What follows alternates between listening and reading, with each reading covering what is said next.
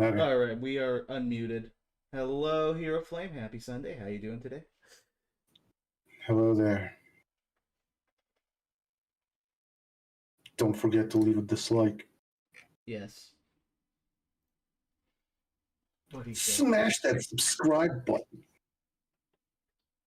I think you mean the unsubscribe button. Thank you. Right, yeah.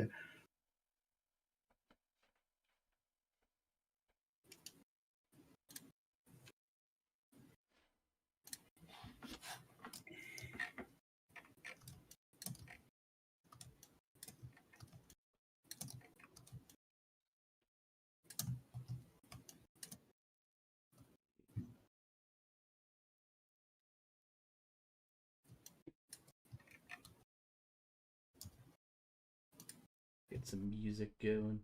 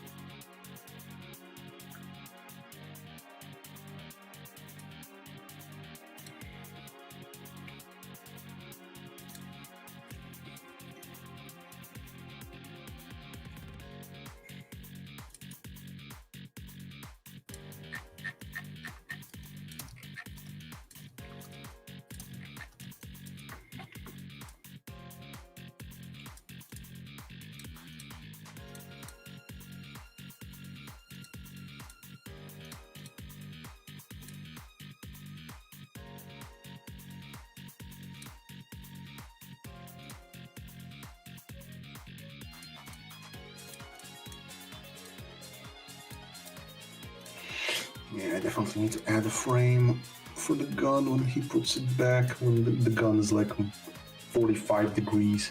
Because right now it just literally snaps like this. Mm-hmm. That's fair. My Sunday's going all right. How about you? Sunday is Sunday because tomorrow is Monday and we need to go to work. Yeah. Well, that is true.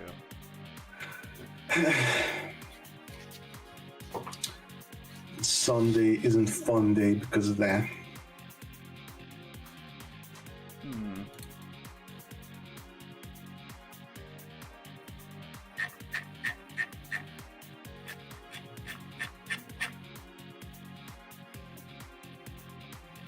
Mm-hmm. Mm-hmm.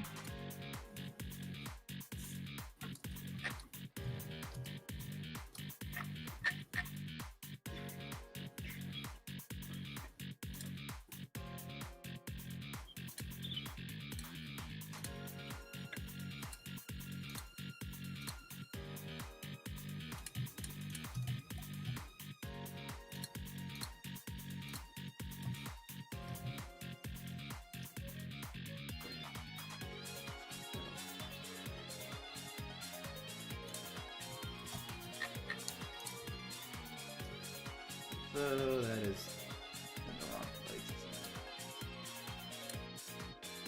isn't it? What does Blender have to say? Oh, you know what? That is in the right place. Okay. Kind of. It's not a side face, it's a front face. So that's. I'm probably overthinking this. Hydration use. I agree. Hydration is good for you.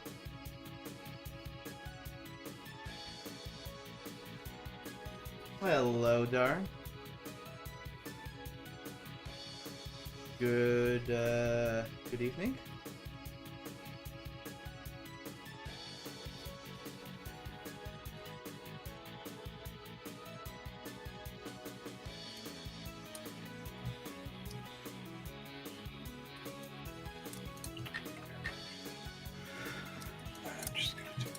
Is this Jimmy Walker's House of Excitement? Better that than a call center, I suppose. And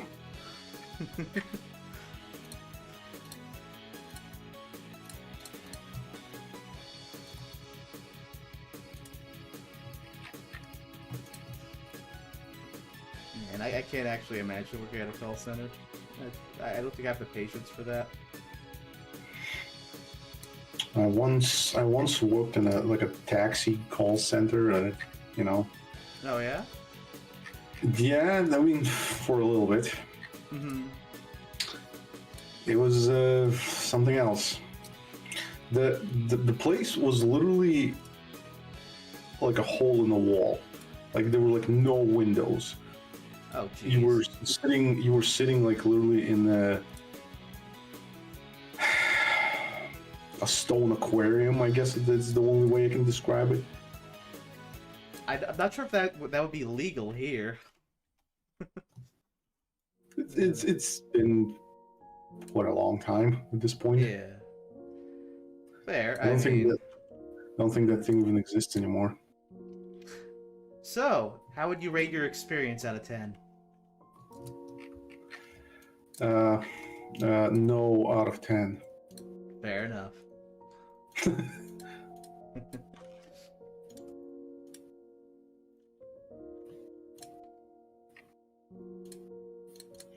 I mean, it's not that early. I think we start 2 minutes early. But we usually stream around 3. Man, no daylight savings happen, so maybe that's what you're thinking of. So I know it's early for Skull. Yeah, to me it's like 2 hours earlier.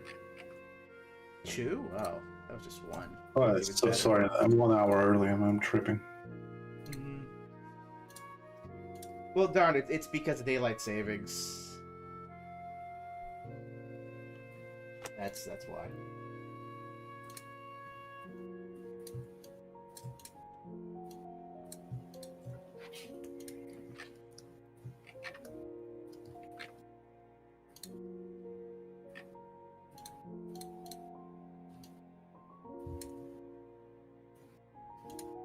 Do you not know what daylight savings time is?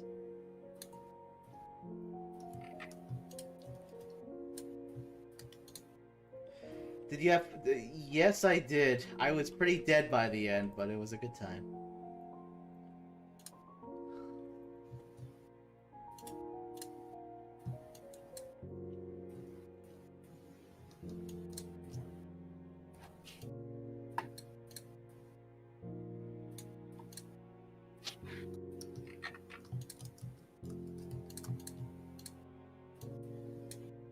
You were dead. Why? Because it was an 8-hour stream. It was like 11 p.m. The music stream one, yeah. Yes, the Tito one. the Tito cameo. Yeah, the Tito cameo. Yeah, I listened through all of that. Like, literally, I was just sitting at work, and then after I came back home and just finished listening to it. Oh, that's awesome. It was some good music. What can I say? Hell yeah. I really can't wait to hear his other stuff. Oh yeah. When he's not busy, of course. Well, that's the thing, Dar. It wasn't for free. It was for the wonderful payment of more music from Mr. Keto. It was worth it, as far as I'm concerned.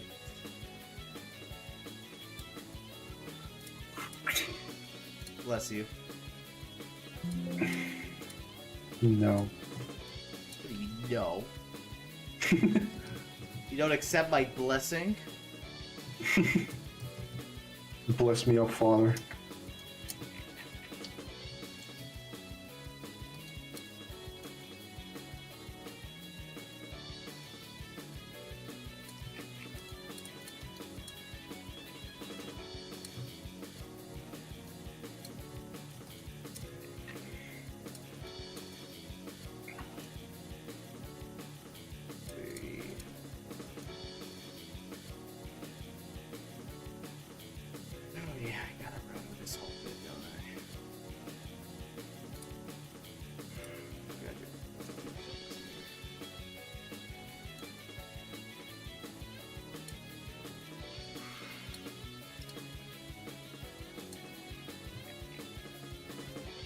What's new with you, Darren? Well, I am going to be doing some more work on this background, and Skull's be working on the Utopian.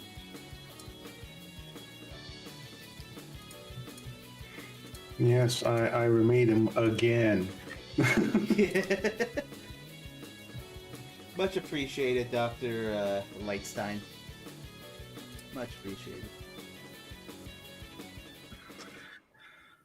Indeed we are. What about the debug menu? What about the debug menu, Darn? New video anytime soon. Nothing we can promise at this time. I do want at the very least do like a soundtrack video soon. Do have some stuff near completion for that purpose.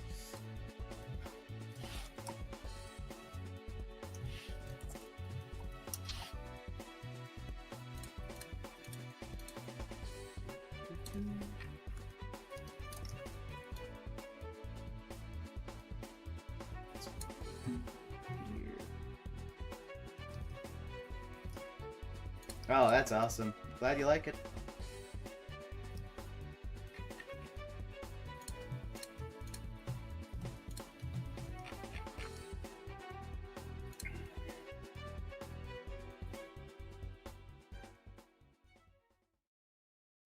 Sordigo. I'm not actually familiar with that game. Sordigo. What kind of game is that? Is that like a... Is it like an idle game, or...?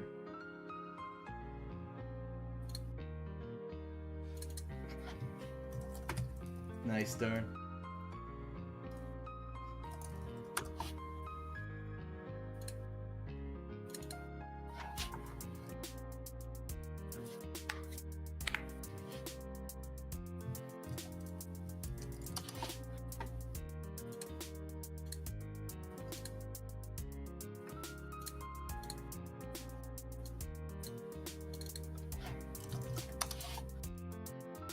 Oh, okay.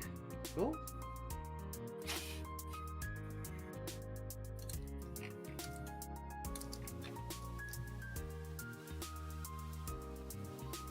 Makes sense. Used to play Symphony of the Night, Castlevania on Android years ago. That and Chrono Trigger.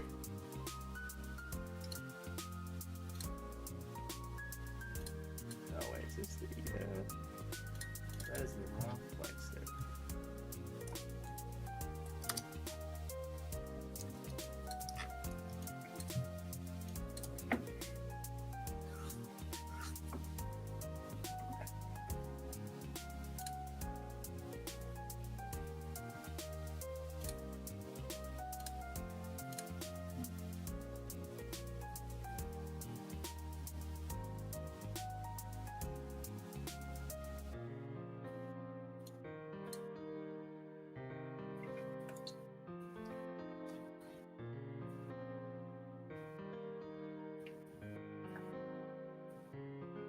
Oh yeah, Symphony of the Night is a fantastic game.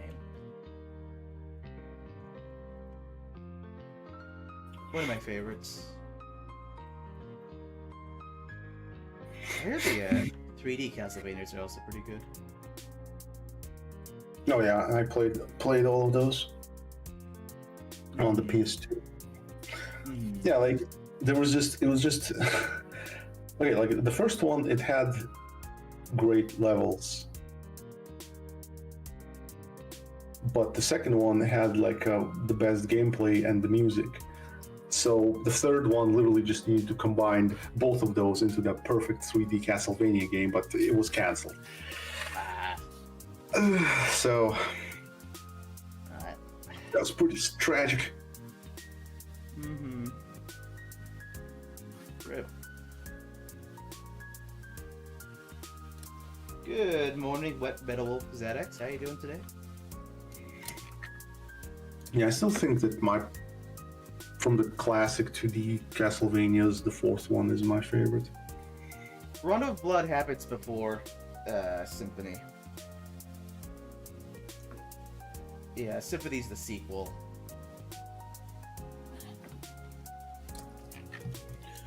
The sequel, midquel, retcon, something else.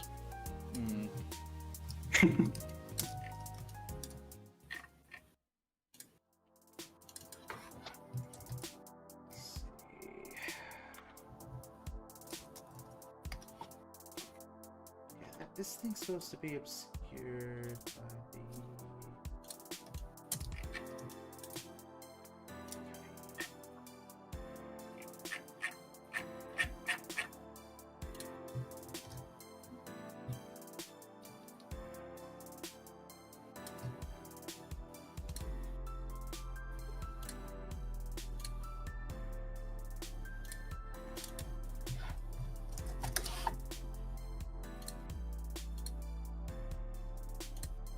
Hello, Capitan Peru. How you doing today? What are your thoughts on ZX? I thought the first game was pretty cliche, but then Advent started picking up the story, and then they decided to cancel ZX3. I have mixed thoughts. So, like, I think my main issue with ZX is it is very easy to get lost. It is very easy to not know where to go next. The overworld's a bit confusing. The map doesn't really help you in understanding where you gotta go next. Remember as a kid just having a lot of difficulty dealing with that. Advent, I think, is the more streamlined game, and the one with higher production values. I love that it got an English dub. But I think Advent also, from a story perspective, yeah, they touch on some interesting things, but they also drop some plot threads that I wish they didn't. You look at the Guardians, you look at Vent and Ale, and what, you know, especially when it comes to Prairie and the things they built up at ZX, they didn't really touch at all in Advent. The Guardians are kind of an afterthought at the end. Now, maybe a ZX3 would have addressed that. Maybe that would have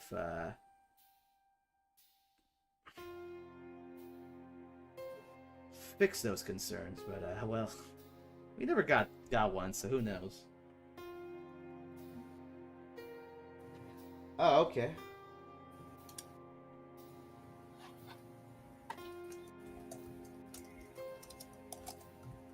Yeah, I saw a bit of your transcribing work on the server, Peru.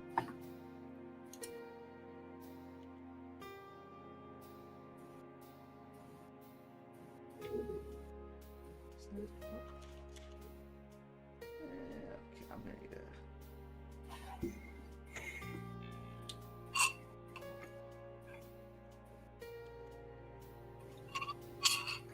I'll say also, between ZX and Advent, I think Advent... So both games, I think, fall into this issue where they introduce a mechanic, and then they need to justify its existence. So, ZX, they had the human form, which wasn't really useful for anything, but they had to find a reason to have it, so they force you to change to it to talk to certain NPCs. They had little crawl spaces that you could only get through as a human. And it felt like it slowed down the game a lot. Advent gave the human form a bit more to work with. You could actually have a weapon. And they had those neat intro sections where you play as a human. But Advent also has the issue of just how many different forms you can change into with A-Trans. The vast majority of them are useless beyond very specific sections. You can't really run through a level as any one of them. So I feel like that aspect could have been handled better.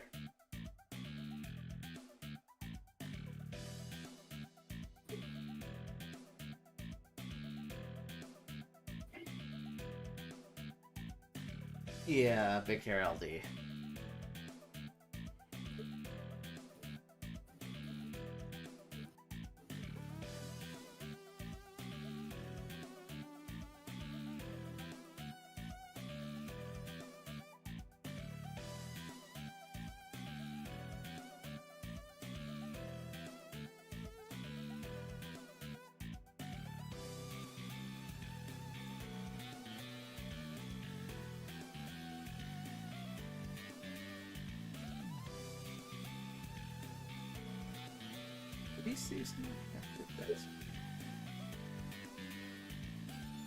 Oh my god, Photoshop, please behave. Come on.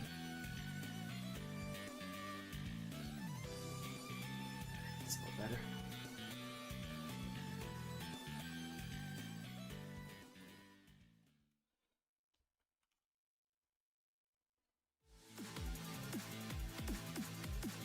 I don't think it was a thing until ZX. I think that whole initiative was something brought on by the Sage Trinity.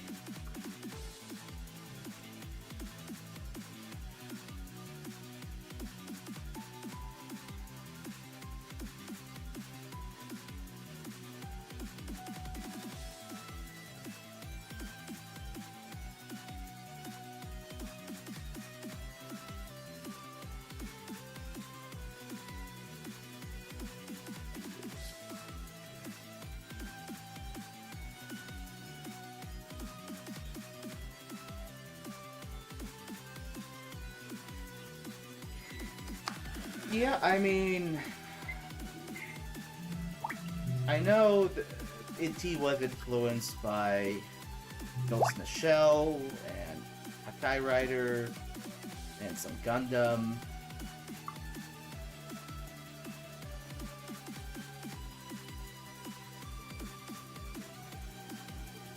So that makes sense.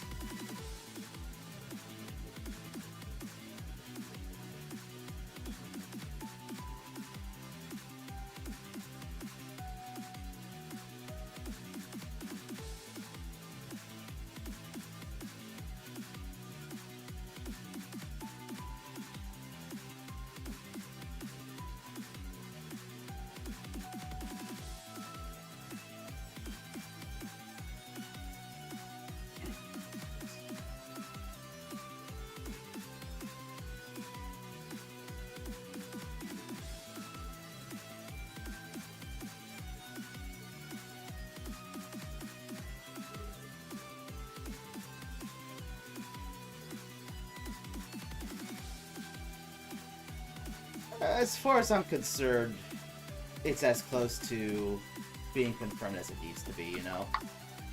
It's...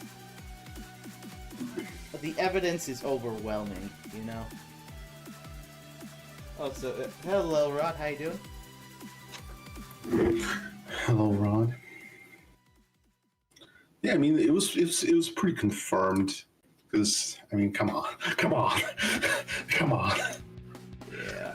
They need to they don't need to spell it out.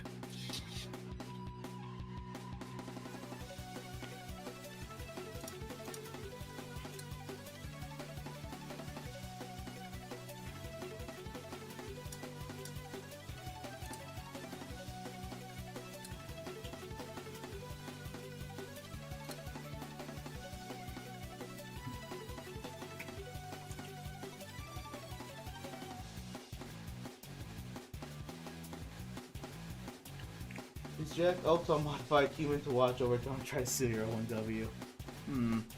I cannot confirm or deny that. I was very confused by that sentence. It's an inside joke.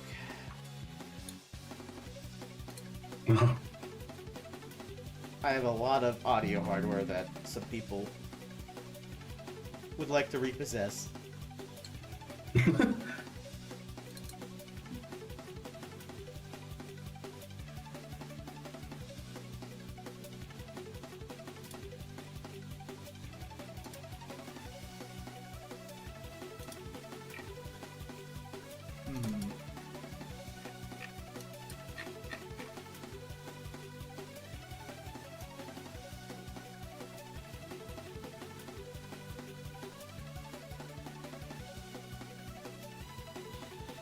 I think the Mega Man series is full of loose ends.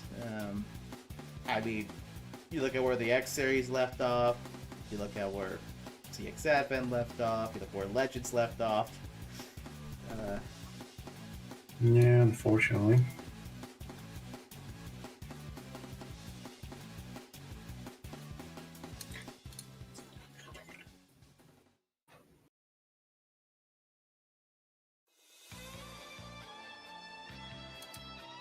Indeed, Rod, indeed. I was not a fan of X8's writing.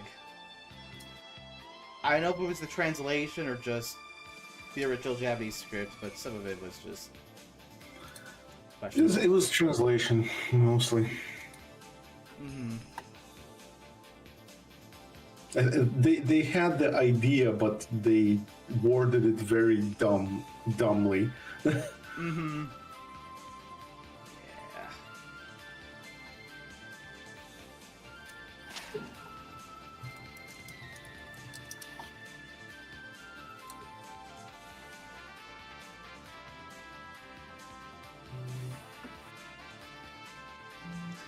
I mean, to me, ZX is the continuation of the Zero series. Just given how much of ZX pulls from Zero, including the characters. I mean, yeah, Zero's no longer in a leading role, X is no longer in a, well, you know, but like, functionally it's still the fight against Wild, just, it is those characters lending their powers to other people to deal with that issue.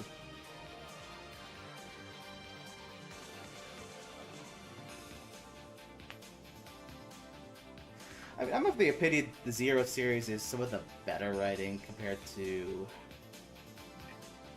previous games, just because, like, they try to do more than just villain of the week type stuff. They actually try to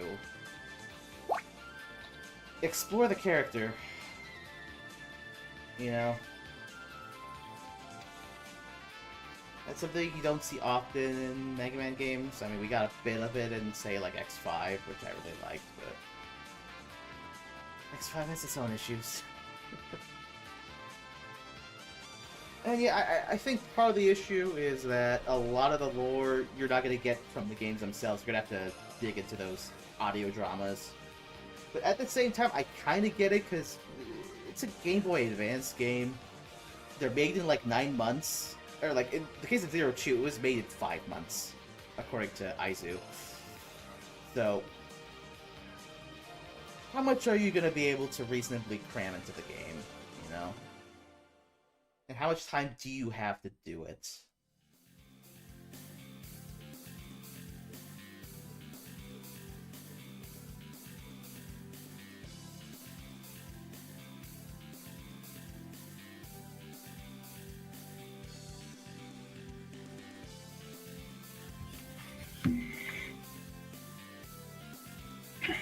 Did you actually know that they made a Mega Man Star Force sequel comic? No. Like a manga comic thing? Yeah. When was this? I think it was like recently. I think it came with the game. Well, with the the collection. Okay, yeah, like that makes sense. they're like putting all their chips into Star Force of all things. Like why? I'm so confused. Yeah, I have no idea. I mean, I'm curious how it took Eva to make those tracks, but no idea. I mean, I'm not saying that Star Force is a bad game. It's a pretty good game, but it's just funny how Capcom of all games just putting their chips into Star Force. Mm-hmm. Yeah, I mean, also, yeah, Rod, I remember that manga. It felt like it was being written by somebody who didn't like the games, just wanted to do his own thing. Because they are goofy. Man, they are goofy. That's putting it lightly. I'll never forget CL. Oh no. That was something, man. that was something.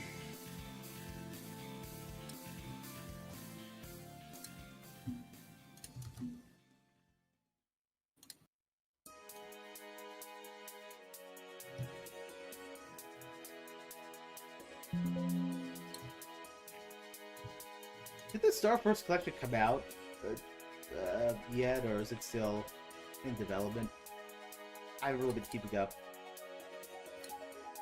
I actually have no idea. I think it's still to come out. Yeah, I know there's gonna be some people that Zero and ZX characters are French. Well, I mean, a bunch of them have French names. Yeah.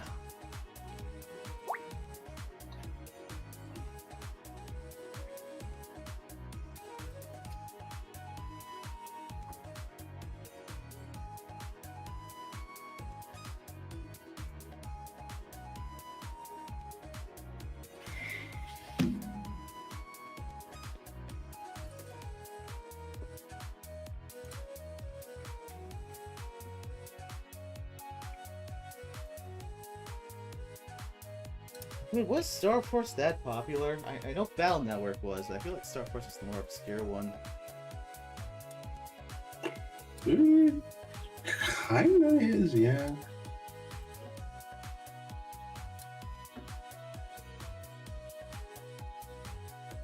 Were they speaking French? I'm pretty sure those drama tracks are in Japanese. That'd be kind of wild if they were speaking actual French.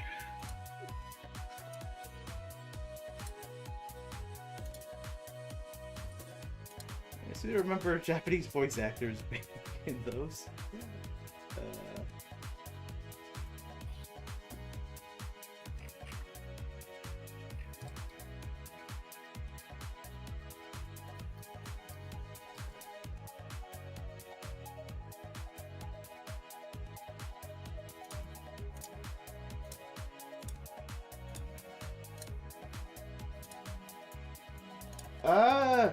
Changing beatboxing? I mean, I can't...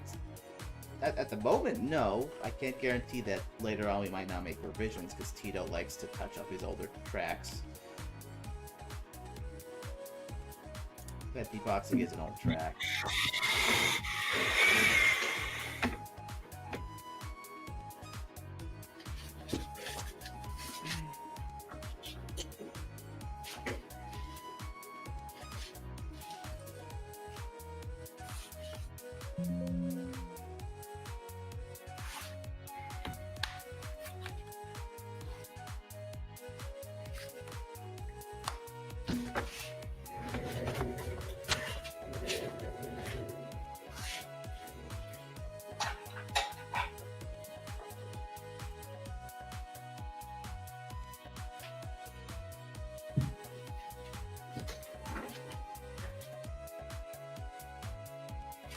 Are you still there, Philpin?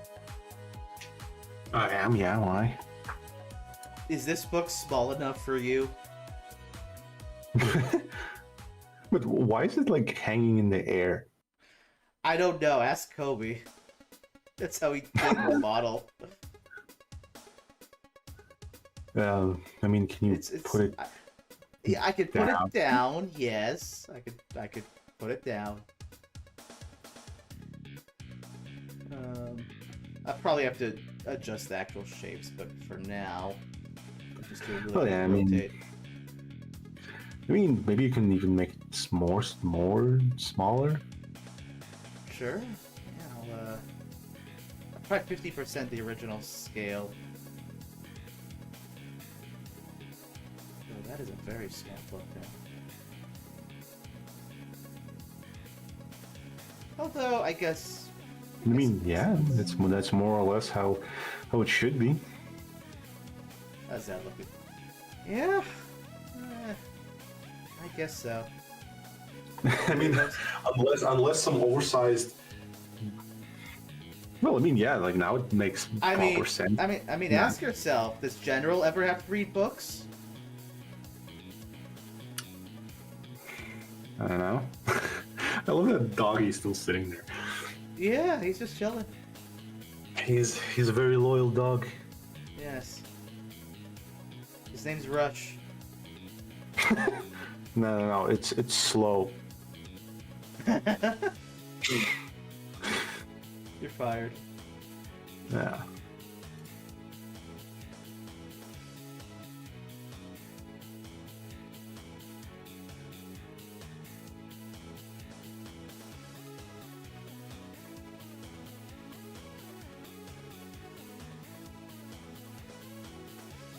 Where are my widgets? Oh wait, that's the key disabled.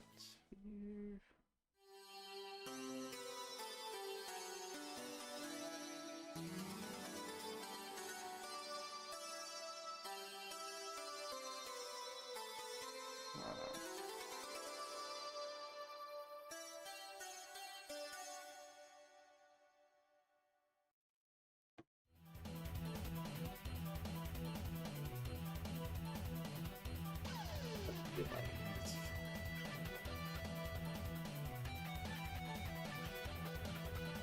The track before X versus Zero is fire. I wasn't even paying attention to what was playing. Hold on. Oh, this is Hardened Warrior.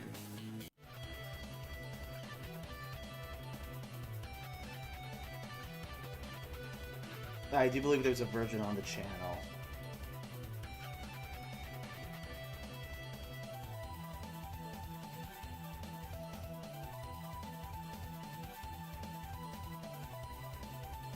Hello, Nando. How you doing today?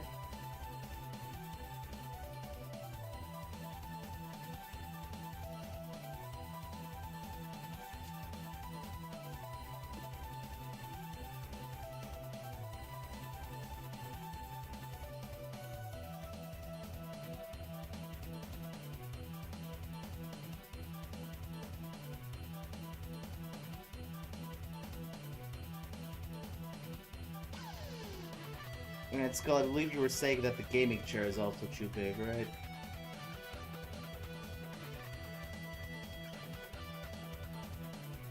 Oh, I think he's AFK. Yeah, he's muted. Okay.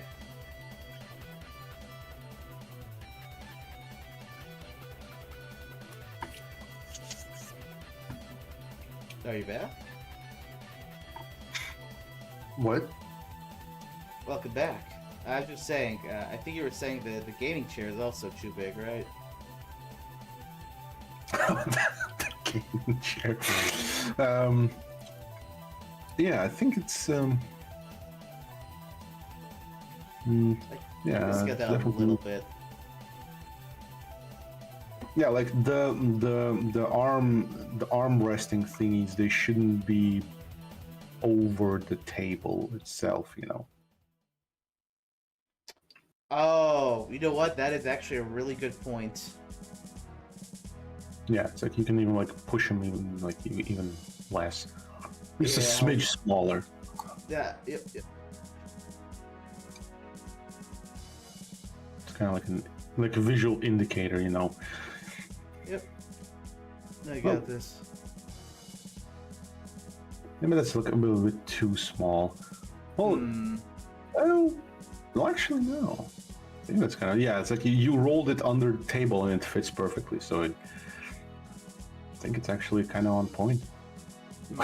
Wow, is that okay? I'm not gonna say anything. I don't want to get the You don't want to stream get canceled. banned? Yeah, alright. Fair enough. Fair enough. I'll just say that this is the chair for Spino. Let's say that. I understood. I'm gonna take a sip of my drink now.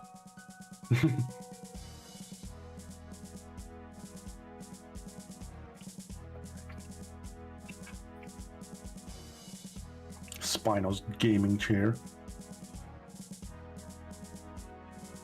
If Spino's a gamer, what console does he game on?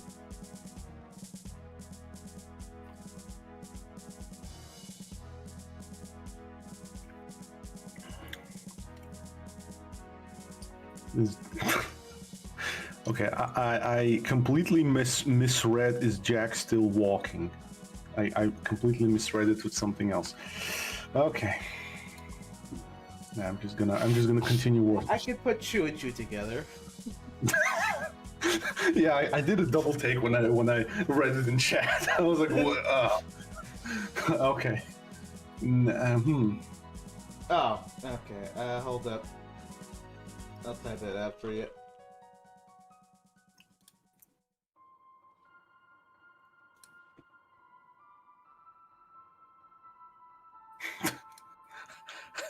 Hardened Warrior? What is that from? That's the New York stage theme. That's what Tito called it. Okay. Yeah, he has a knack of just naming stage stuff in bizarre ways. Yes, he does, and I love him for it. I know. My favorite is still like spread like wild butter or something. Oh yeah, that one's fantastic. And yeah, that is the exact name. That is the name that it actually is called on the channel. That's canon. Hard Employer. That'd be one hell of a track name. What? Hard Employer? That's what one of the chat members thought I said. To the Hearted Warrior. Hard Employer. Yes. Yes. Is that what you call your boss when he's giving you a bad time?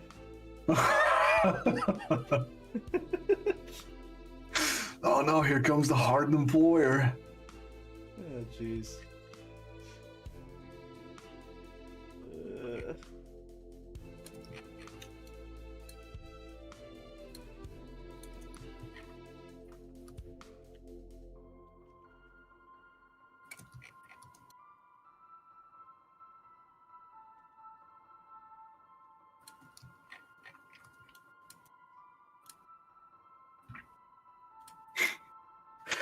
Hard Employer. I mean, honestly, it's not the wildest thing. Not the wildest track name that's in this game, so...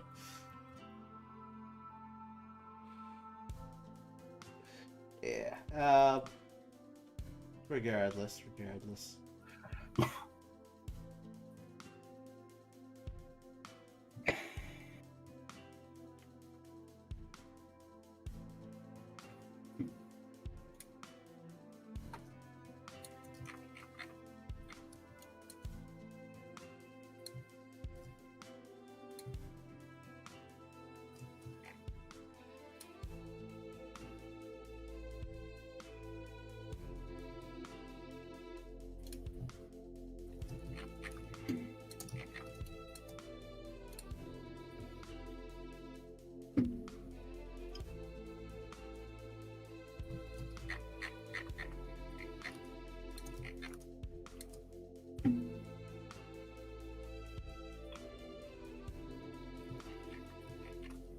Yes, the ace.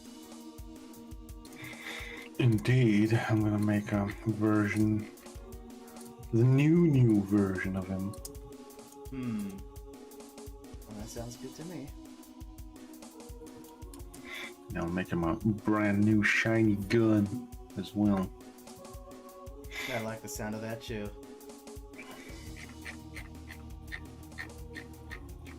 Oh, you also managed to get some machine gun? An Uzi 9mm. Hell yeah. Yeah, like my old inspiration was it had like a mag in the handle. Yeah, It was like a MP9 or MP7. Yeah, it's like from the Half-Life one, Half-Life 2 one. Yeah, I forgot that was a 7 or a 9, but yeah. Yeah, it was a 7, I think. Yeah. But yeah, it's largely inspired by that, but I'm just gonna make it more like the new gun with the with the colored bit on top. Yeah, that makes sense.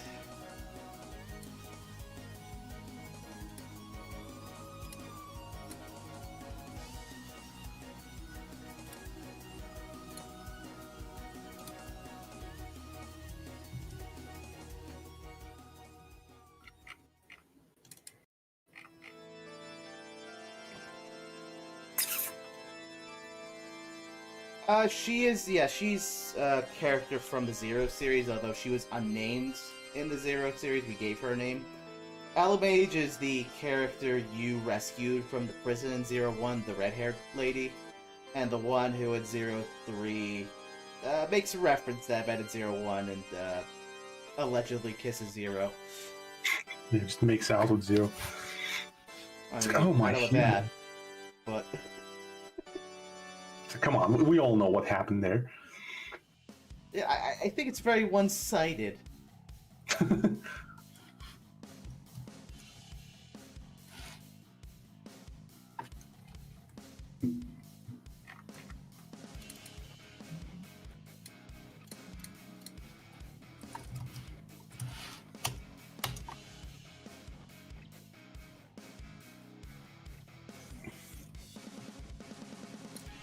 There we go.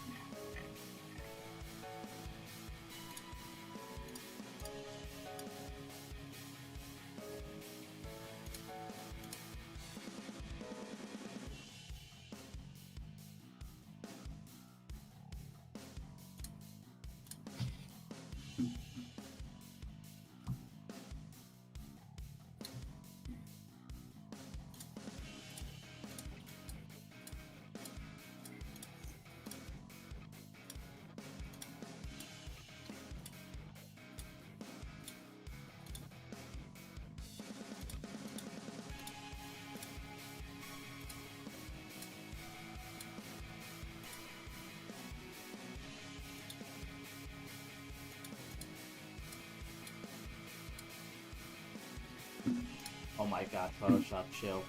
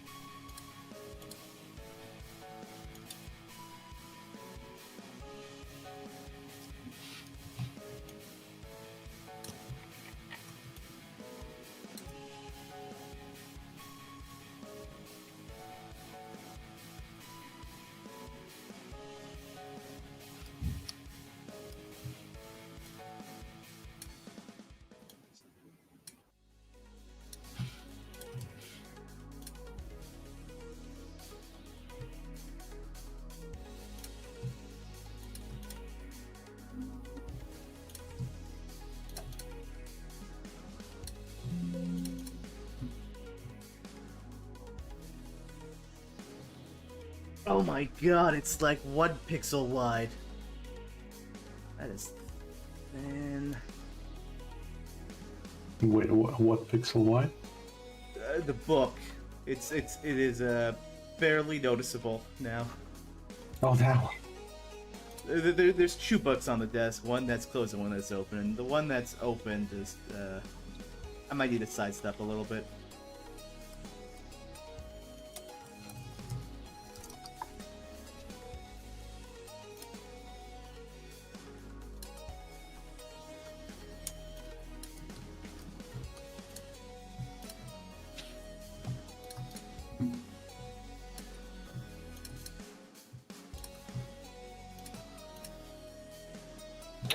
Not quite. We have this concept in the game where you have the 4 Guardians, they have their armies, but then you have the elites of each army. Basically, the second in command. Elimage is one such character, and then you have the other ones, which is Papillon, the green-haired lady, Cooler, the one in blue, and Dero, the one that looks Sharnak-like, shall we say.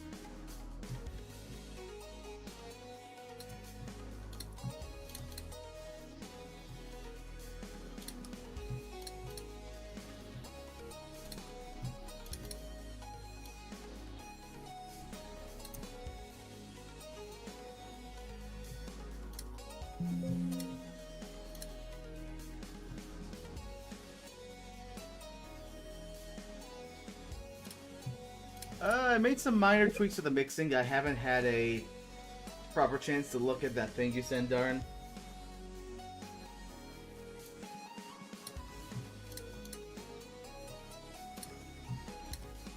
Mm-hmm.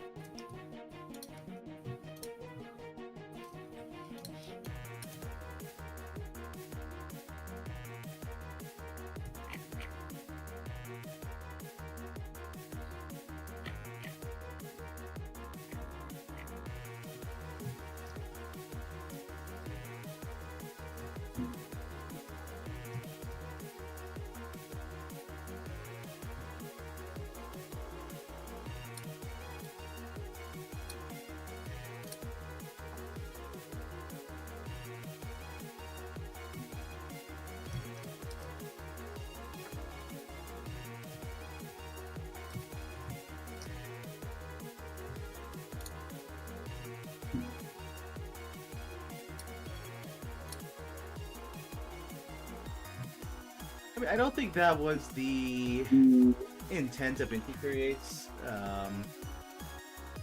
I think changing forms is something that's just... You see it since, like, 0-1 with, say, like, Copy X. It's just... I don't want to say it's an anime trope, but I think they were inspired by, things like, Power Rangers, whatever the Japanese equivalent is. Sentai. Sentai, yes.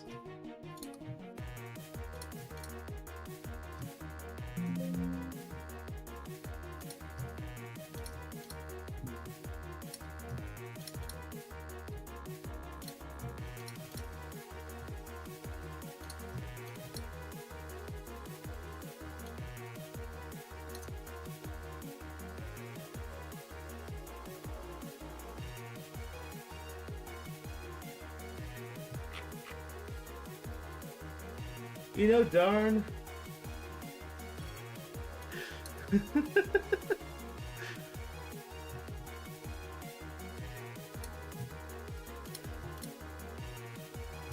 What about ZX?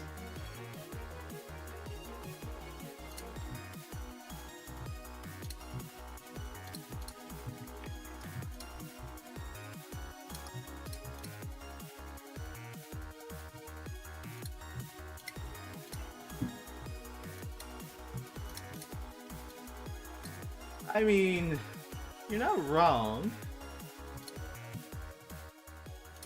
It's a bit more nuanced than that, but you're not wrong.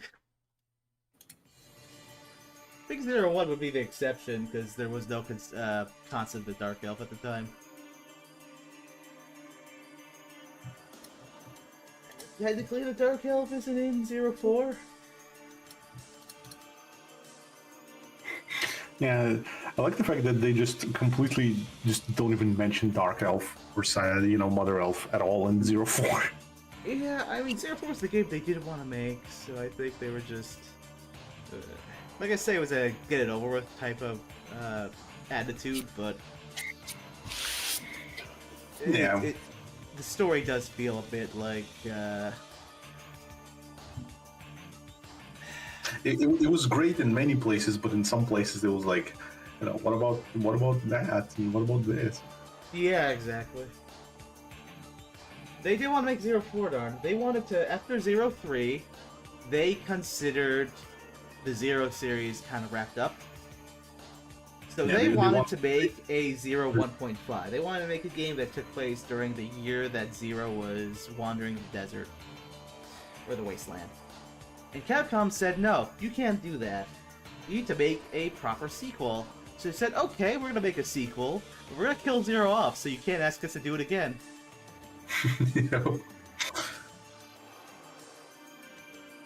Yep, that's literally how it went. Yep. Bless you. Thank you.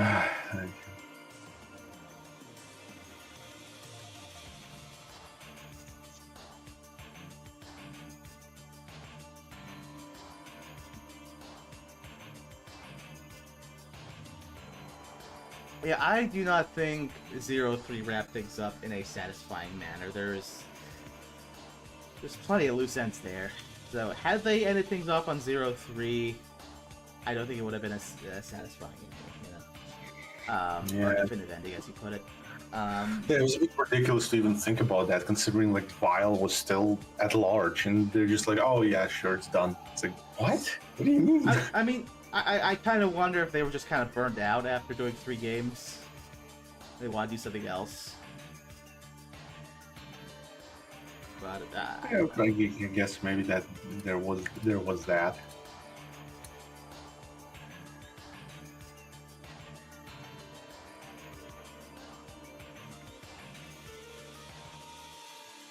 0-4 is also pretty good for being the X6 of the 0 series. What? That's a fucking sentence. that is a loaded sentence. What do you mean, Dard? Oh, well, in that sentence, yeah, I agree. Okay.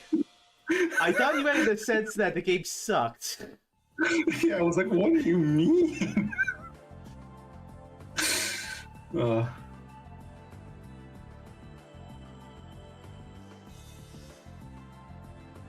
That could have went in such many directions with that sentence alone.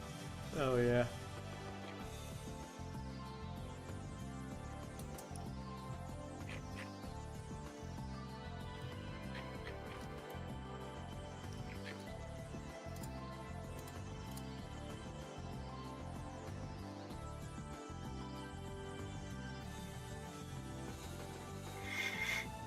Well, I mean, it's not that it's hard, but people have different opinions. It's like some legitimately think that 0-4 sucks, and like 0-3 was like the definitive awesome sauce, whatever the fuck. So, I mean, yeah, I totally believe that someone can say that 0-4 sucks and is as bad as X6 or something. I don't know. Yeah, yeah.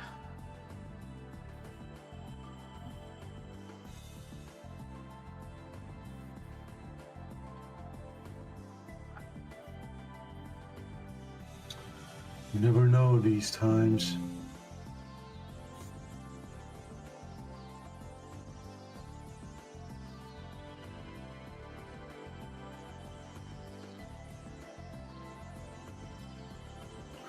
No, that's kind of like the thing that a lot of people I know say about 0-4, that they like it, but it's the weakest because many of the stuff that was introduced in 04 and 02, 03 was kind of just completely dropped in 04.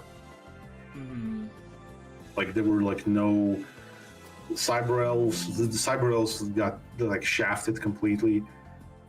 Like there were no like chips, there were no forms, there was no nothing. It was very streamlined. Mm-hmm. To me, the weakest one is 01. That's the one that just felt super unpolished. No, yeah. But it still has its charm. Once you kind of like figure stuff out, it's when you know what you're doing, it's not as bad. I guess.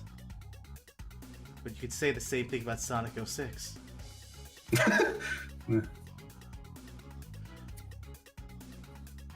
Yeah, they were figuring things out, and also like they had to make like so many last minute changes. Oh yeah. That. Yeah.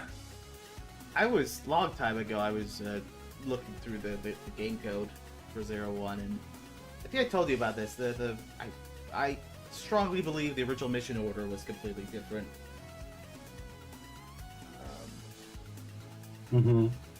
It's been a minute, but to my recollection, they would... You'd have the first mission like normal, then you'd go back into Zero's Awakening place, you'd fight the elephant, then you'd go out, fight Aztec Falcon, get the Thunder Chip, and then you would stop the Resistance base from getting run over by that dozer. The original idea, from what I've seen the code, is they imagined it not as you pick a mission, you get teleported to it, but as Zero is traveling on foot from one place to the other, and things come his way, challenges come his way, missions come his way. He doesn't pick. Arcadia picks for him. So like they had this whole continuity thing going on where, you know, one mission connects to the next, connects to the next. Gunvolt isn't really Metroidvania, no. It's more like the classic Mega Man games where you just pick a stage and they put you in there. There is no overworld.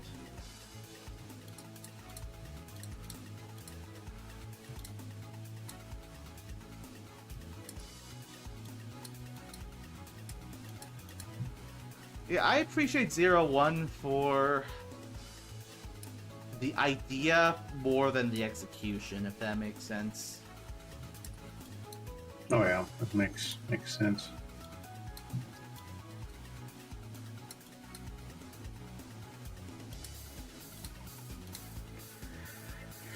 It may be crusty, but it has heart. It's my crust. I don't know. Well, if you say so.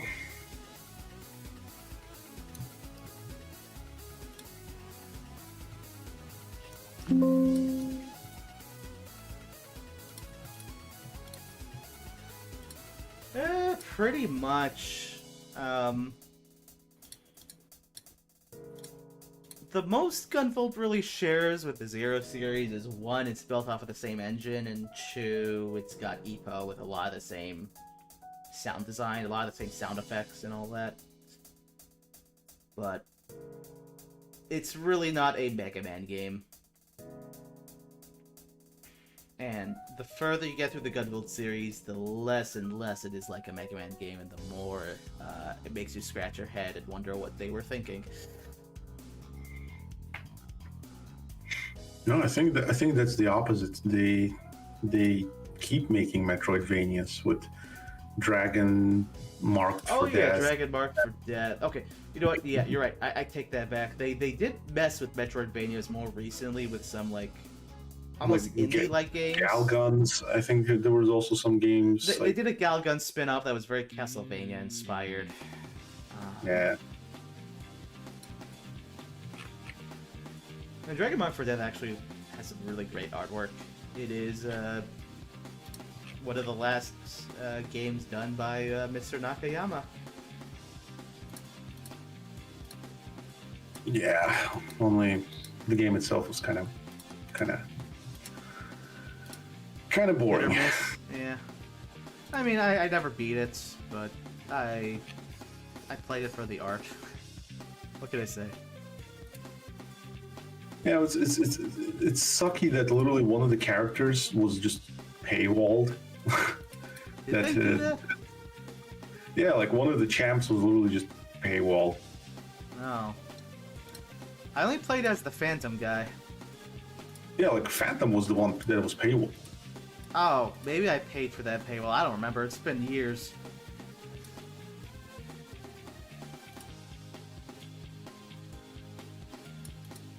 Or maybe you were sailing the high seas. I cannot confirm or deny that.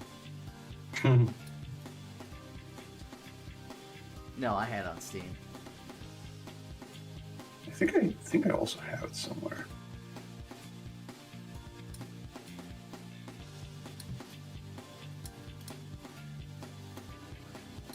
Yeah, so the thing about ZX, Nakayama wasn't really involved with ZX. He was involved a bit with some of the designs in the first ZX, but Advent, none of it's his, to my knowledge.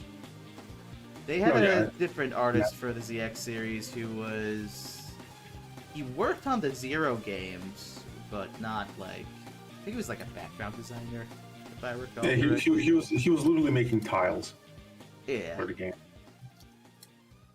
And then he just literally took up the role of replicating Nakayama's style, which was like commendable. I'll say that. I think they wanted to like. I think they wanted somebody different just so that it's a different series, so it could stand out a little bit more, have its own identity and that sort of thing.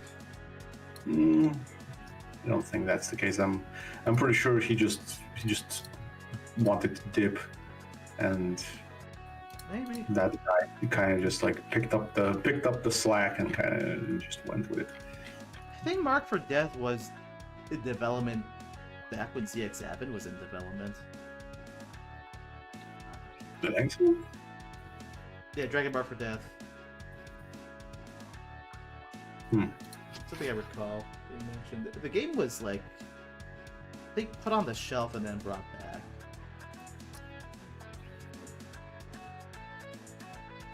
You've never played Market for Death? Why not? The best marketing game ever. Marketing for Death.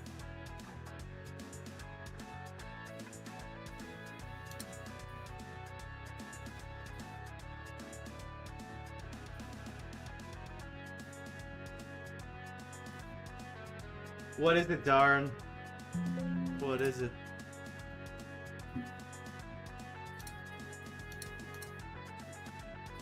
What did I do? Am I in trouble?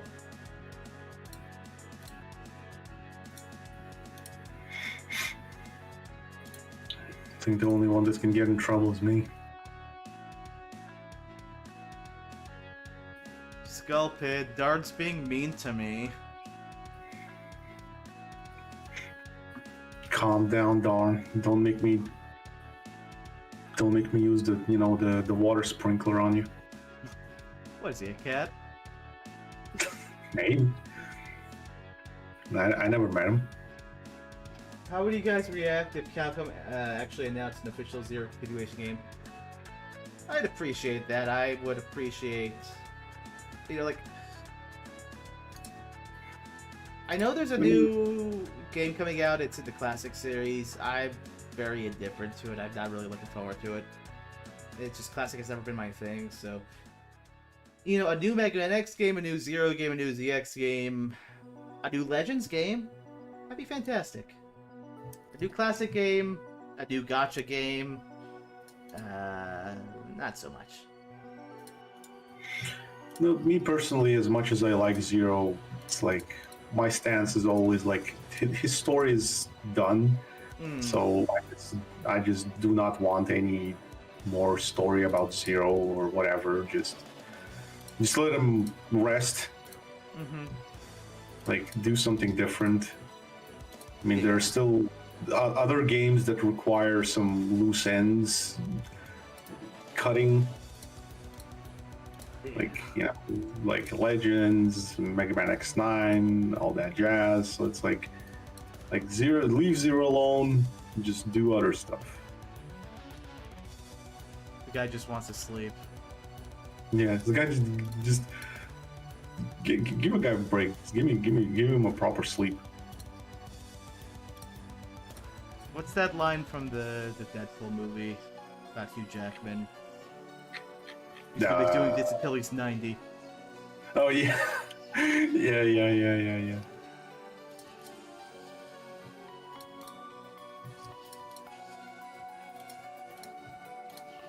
Until you're 90.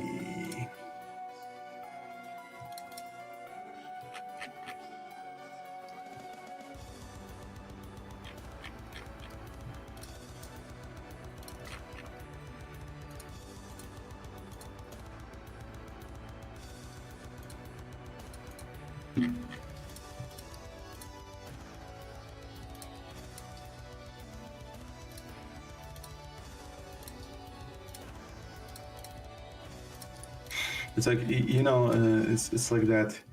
As much as I'm a fan of Zero and whatever else, but even I know when to just okay, enough. Just make me actually miss him instead of oh, here's another game of Mega Man Zero. And it's like, why?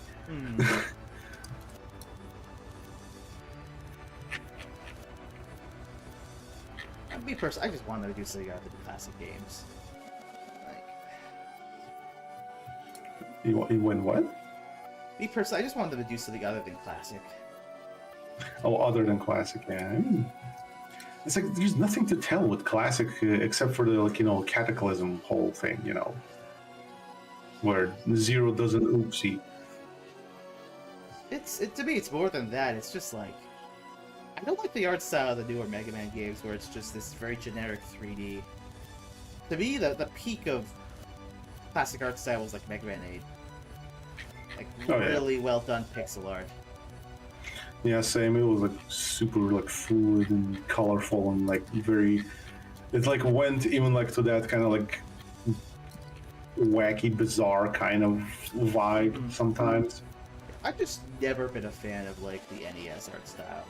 I know some people are into that, but for me, it's just there's not enough to work with to make something that is aesthetically pleasing. And I know some people disagree with that, but it's just Mega Man looks very crude. You have very limited colors to work with. I think you only have 52 colors to pick from on the NES. It's too little. Yeah, we're familiar with Zeta. Oh yeah, Zeta. I mean, I heard rumors that they're going to be back working on it or something. Or they're making some kind of update to prequel. But I don't know. Either way, I'm curious to see what they'll do. Yeah. Same here. I'm always up for playing some ZX or other Mega Man Zero fan games. Yep. They just uploaded a new video a few days ago. Really? Oh, that's cool. Do they have a YouTube channel? Because I remember I followed some, but I was never sure if it's actually them or a fan site or something.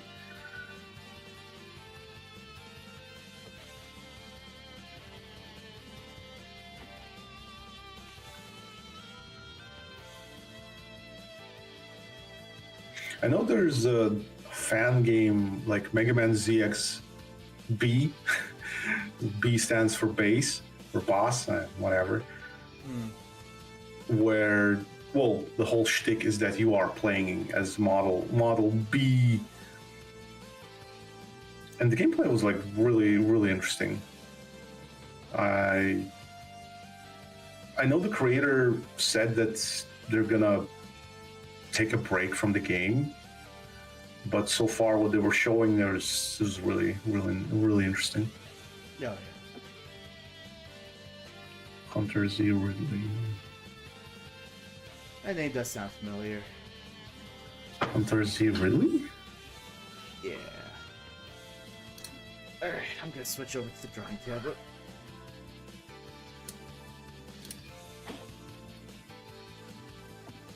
Where's Mega Man G? Who'll be the protagonist of Mega Man G, Darn?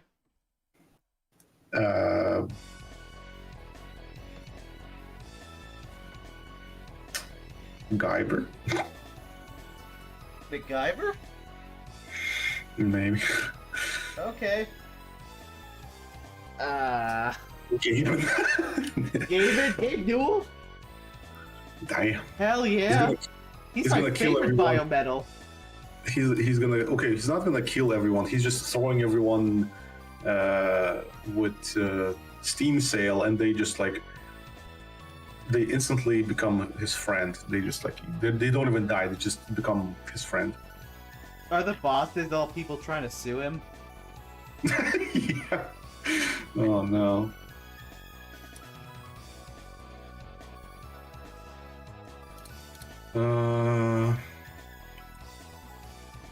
Creator of Mega Man Triple Mega Man ZX. Oh yeah, it is that guy. Okay, well, gosh darn. Thank you, Dr. Lightstein, for saying his name. Now I am following him on YouTube.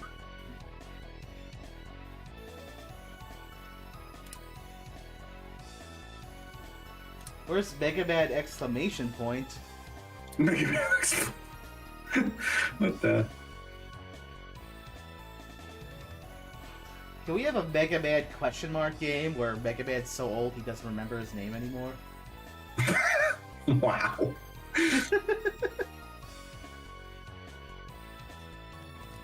Come on, Capcom. Get with the times.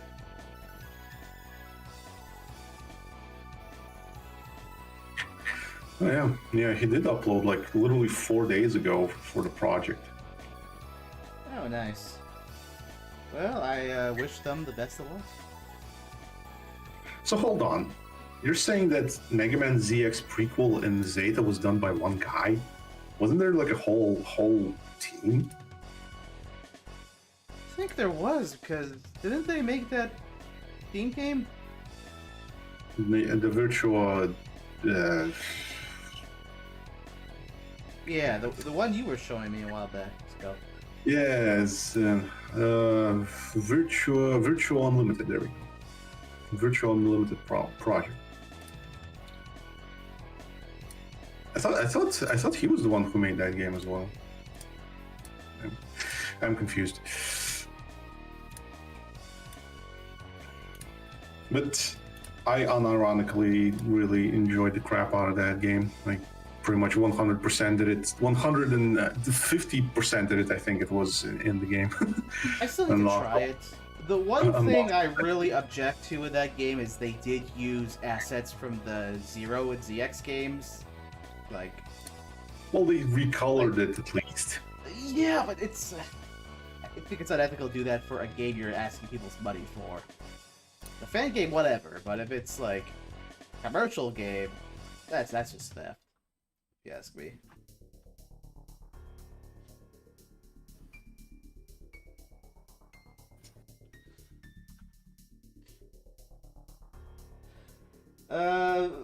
Vanta, we're not going to be doing a progress chart like Corrupted does because progress chart and just percentages in general create false assumptions about when the game's going to be ready. And we don't want to promise anything we cannot guarantee. Otherwise, yeah, right now we're kind of just restructuring stuff and... Well, like Jack said, we just don't want to say like, oh, this is done 110% or something. Yes, I mean, if you've been on these live streams, I know you have because I recognize you. You've seen how many times we've redone bosses and tiles and enemies. There's no guarantee something is truly done, you know? Because we are... Well, we already did kind of how do you say? Yeah, wow, words ain't wording. Well, Yeah. bottom line, what I want to say is that yes, we are learning, and when we think that stuff can be updated, we update them. Mm-hmm. Some things are, yeah, they are like set in stone. Some enemies and some bosses, like they're ready. But a lot of stuff that is a bit older, it's like, yeah, that looks crusty. Yep. Because like with the, Go ahead. well, I'll just finish off with like with this grunt. It's like last time I did him, I changed like a bunch of his stuff, but then I was like, yeah, this is ready, and I made all the sprites, and then I was like, wow, there's some stuff that's really bad, so I redid him. I redid him. I just polished him more, and now he legitimately is complete. Like this is the version that I'm gonna do, and I'm not gonna touch him ever again. Famous last words. Shut up. I mean, I'm just saying we are revising Spino now. So. Well, Spino, he had a bunch of criticisms which were valid. So with that one, like I'm not opposed, because yeah, even then, like I was like, it was the point of like yes, he feels complete, but there is still stuff that I'm just kind of like, something is not quite there yet, you know. But yeah, you just don't know how to at that moment. You just do not know how to fix it. So you just being like, yeah, okay, this is done. You know? That's fair. You see, But my then, problem. Oh, sorry, I'll let you finish. Well, yeah, but then when you kind of just learn more, and then you look back at it again, and then it clicks for you, and it's like, oh, now I get it. Now I see what's wrong, and you just redo that, or don't even redo that. You just update it, and now it looks good. It's like, okay, now we're cooking. Yeah, now we're cooking with fire. Okay, you say it now. I'll shut up. So, you see, my problem is, I work on something, like I work on a background, work on something, I'm like, yes, this looks great. And then 3 months later, I go back to it, and it's like, oh god, what did I do? And I just gotta redo it, because it's like, the more, you know, I think, the more you learn about doing art, the more you see your mistakes and see everything that's wrong about it. And it's just, yeah. It is a iterative process for sure. As far as Reminiscence goes, I do think it's a really cool project. The dev for that project, Layson, he is on our Discord. Sometimes he posts footage of, you know, work in progress stuff for the game, and I do find that enjoyable. Yeah, their work is crazy. Like the pixel art they're putting out is like, whew. Yeah. God damn. Very, very good stuff. Mm-hmm. Yep. Oh yeah, the Perfect Blue. It was the one that, like, I don't know, there was this really, really amazing looking Mega Man fan game that was doing like the vibe of Mega Man X8, but only in 8-bit form. Mm-hmm. I think it was called Perfect Blue, or maybe it was something else, but like it looked so good. And yeah, like I do not know if it's alive or what. Perfect Blue sounds familiar, but I don't remember what project that was.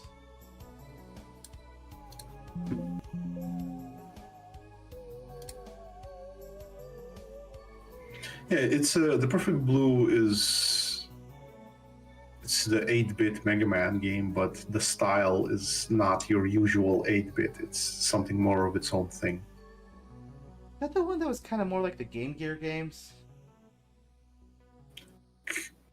Uh, They're Game Gear ports of the NES games, but they like change the art style a little bit.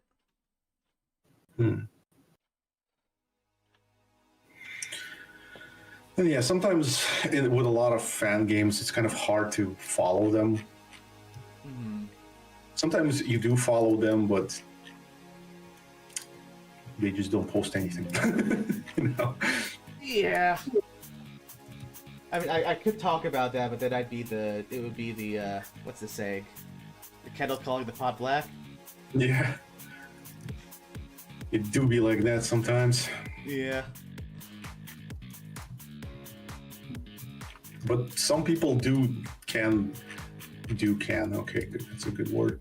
English, what is it? Some people do put out a lot of content. Mm-hmm. And it's like really top tier and stuff, but sometimes you just literally don't know what to show, and you're like, well, I guess I'm not gonna show anything. Yeah. I think for us, we're just taking our time to do this right.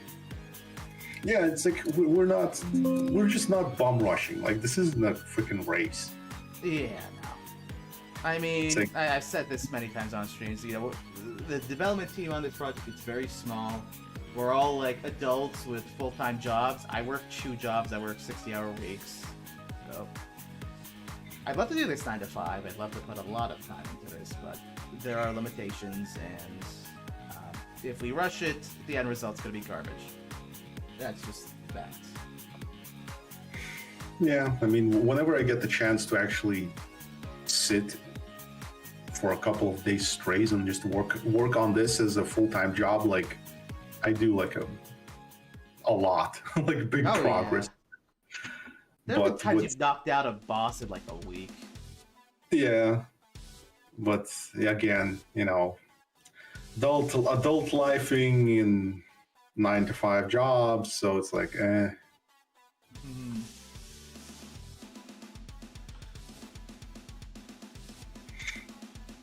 Well, darn, I think one of them is the so-called Mighty Number 9.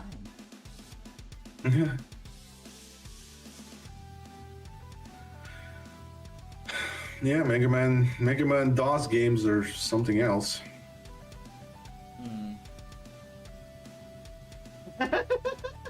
You're welcome, Dart. Yeah, those DOS games definitely existed. Yeah, that's one way of putting it. They definitely existed. Oh no. I shouldn't be too harsh. I think that those games were made by one guy. Yeah, like it was just one guy on an insane crunch. And like PC hardware back then was not very good at doing graphics. I think the game was EGA or CGA, I think, which you had like VGA, I think it was called. No, it wasn't VGA. VGA is 256 colors, but CGA was like you have like 5 colors total, and it's like just really ugly, like cyan or that really weird green. It was terrible because it was never designed for games, but that's all they had on PCs back then. Yeah. PCs weren't designed for gaming; they were designed for spreadsheets. Hey Jack, can you look at my guy a little bit? I'm looking. Yeah, I'm kind of just like trying to make like that pilot mask. You think it kind of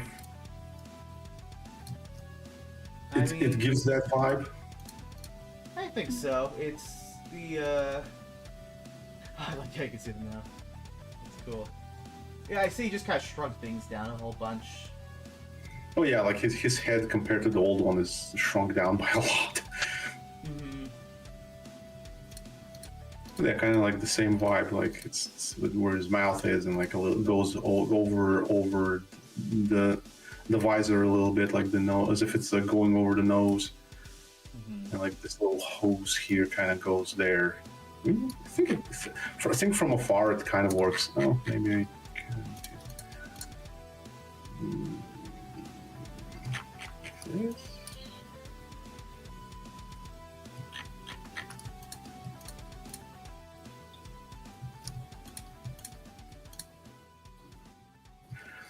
Yeah.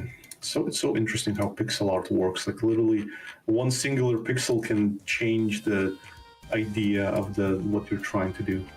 Oh yeah, I mean it's all about the brain kind of filling in the blanks. Yeah, exactly. Like the pixels, they're just little guides for your brain to complete everything else. Oh Like, yeah. it's such a like a bizarre thing to even like think as a concept. Oh yeah.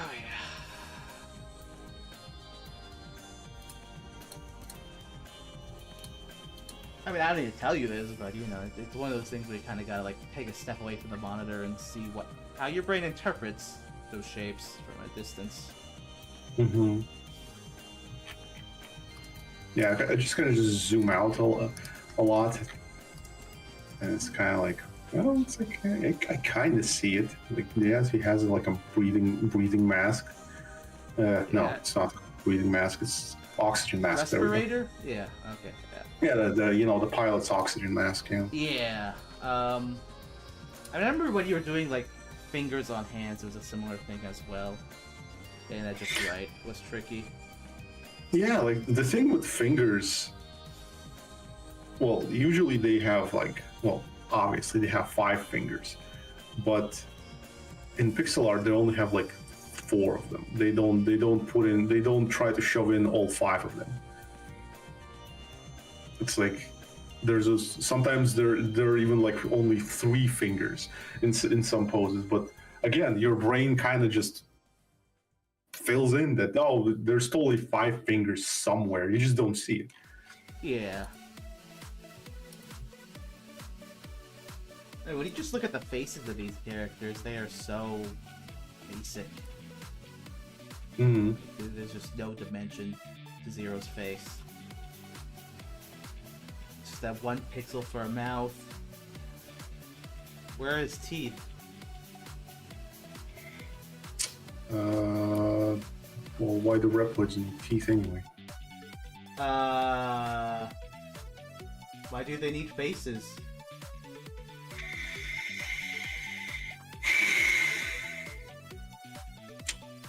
Why do they need? Why do they need brains? They don't even need mouths. They could just use their speakers. Yeah.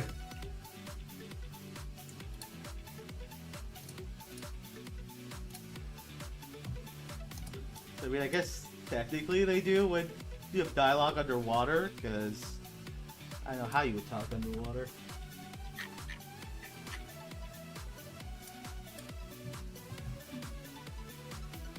Bosses just communicate to each other via Bluetooth. Well, yeah. I mean, they do communicate mostly with the, the earpieces and all that. I guess.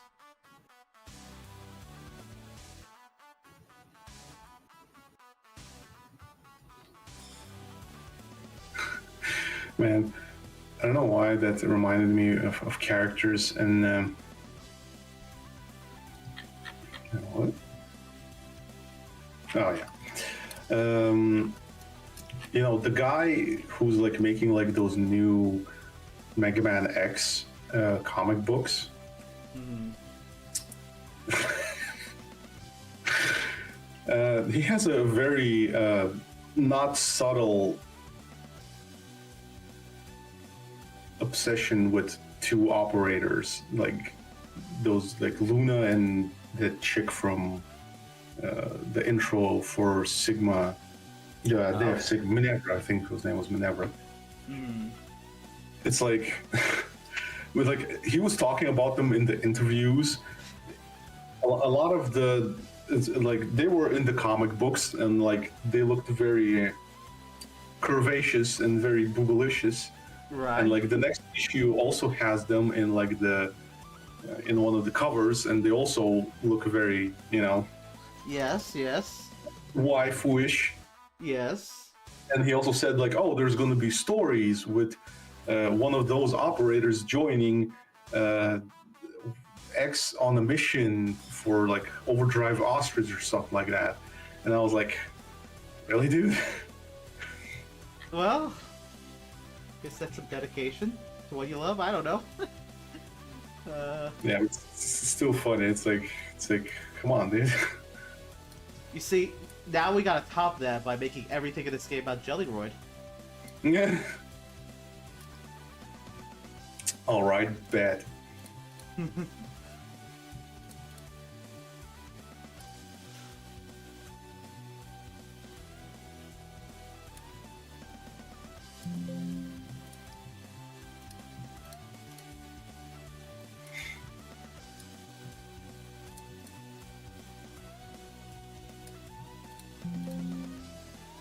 And it's interesting where those comics are gonna go.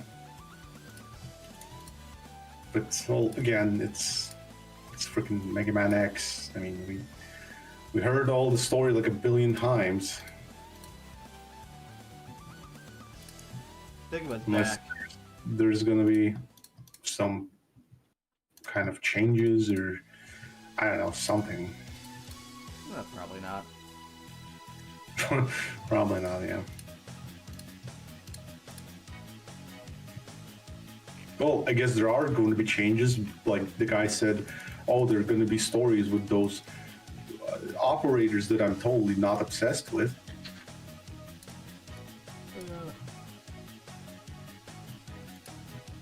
What would you say if this person is watching right now? If he was actually watching the stream? Yes! You got anything to say? That won't get us banned from YouTube? Well, if you're going to include your operators in the story, make it actually impactful, maybe, instead of just like, oh, they're going on a mission. It's like, okay, but is it gonna impact the story? Like, what's the point of her joining that mission? It's like, when you're gonna do something like that, there better be some kind of good explanation. Instead of just doing it just because. Well said. It's like the same thing as like, oh, Ailey is going to join this on this mission. It's like, okay, why? Is there a meaning for this action?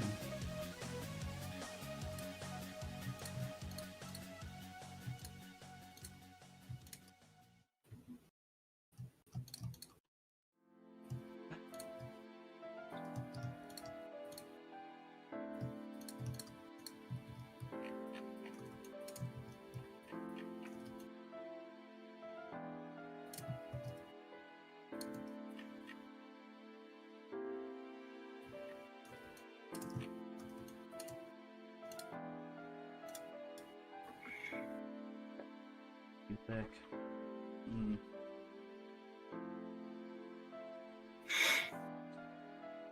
Upcoming TV shows. I mean, I don't know. I haven't watched any in a hot minute. Kind of nothing is tickling my fancy. I know they're doing another season of Dexter. I'd like to watch that. I've also been meaning to see that show that was done by the same people who did Breaking Bad and Better Call Saul. Floribus or something like that? Oh yeah, the Floribus thing, yeah. I mean to give that a look. I know if it's good or not. Apparently, well, my friend watched it and said that apparently it's good. For the idea, the concept is cool. Bravo, Vince. I mean, he told me, he kind of like gave me a gist of it, and yeah, it sounds neat. What about you, Mr. Darn? Do you have any TV shows you were looking forward to watch?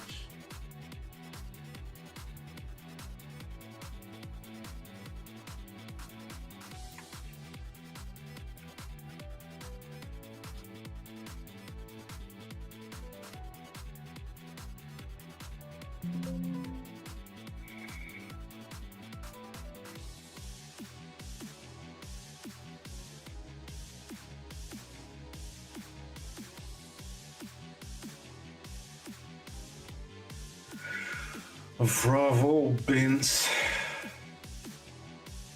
Will we finally see the moment where Walter White becomes Heisenberg? I still never watched the show, by the way. It's pretty good. I mean, not perfect, but better than most of the stuff that's on TV around here. Yeah, I can't imagine. Because 90% of shows here are just cop serials. And I don't like To be fair, there are some.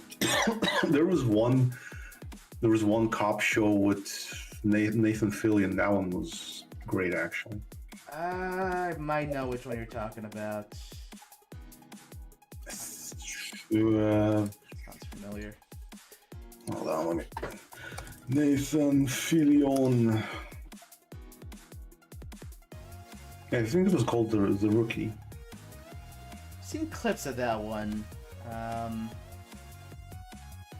I know how seriously I'm supposed to take that show because it is. The clips make it seem a little goofy.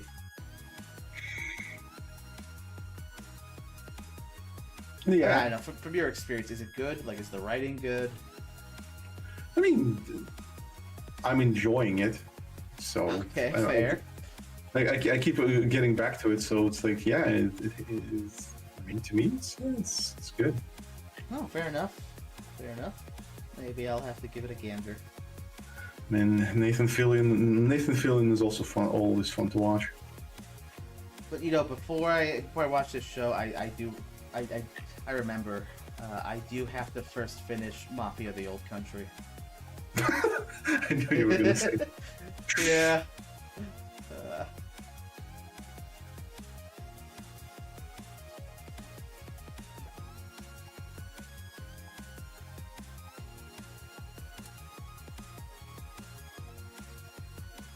But yeah, Darn, I don't know if you heard, but are there any shows you are looking forward to yourself? You know, the issue is that I'm just lazy to watch shows. Like, that's the problem. If I'm like watching with my like best friend, it's like, sure, we just binge it. But like by myself, I'm like, you know, I do want to watch it, but then I'm just like, I'd much rather do something else. Yeah, fair.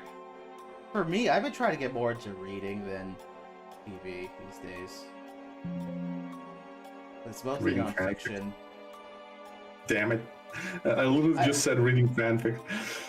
No, I have retired from doing that long ago. Liar.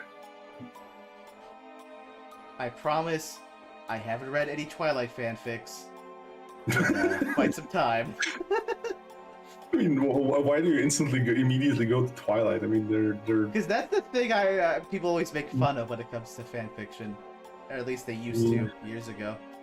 Back when I watched Twilight fanfic. I read Twilight fanfic. This is getting very weird. Anyways, but yeah, no, I've been trying to get more into reading these days. Do you think the spreadsheet model is outdated? What would replace it? Darn.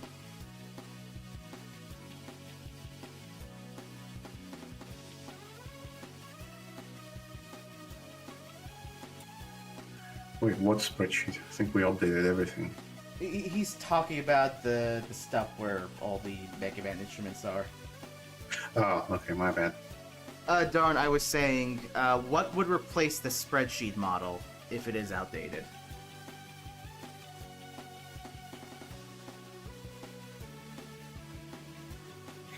I got the perfect answer.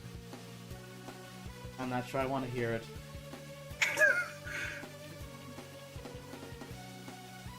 You know, what do you think? Maybe I should just leave the gun as is and not change it into the MP7 type thing.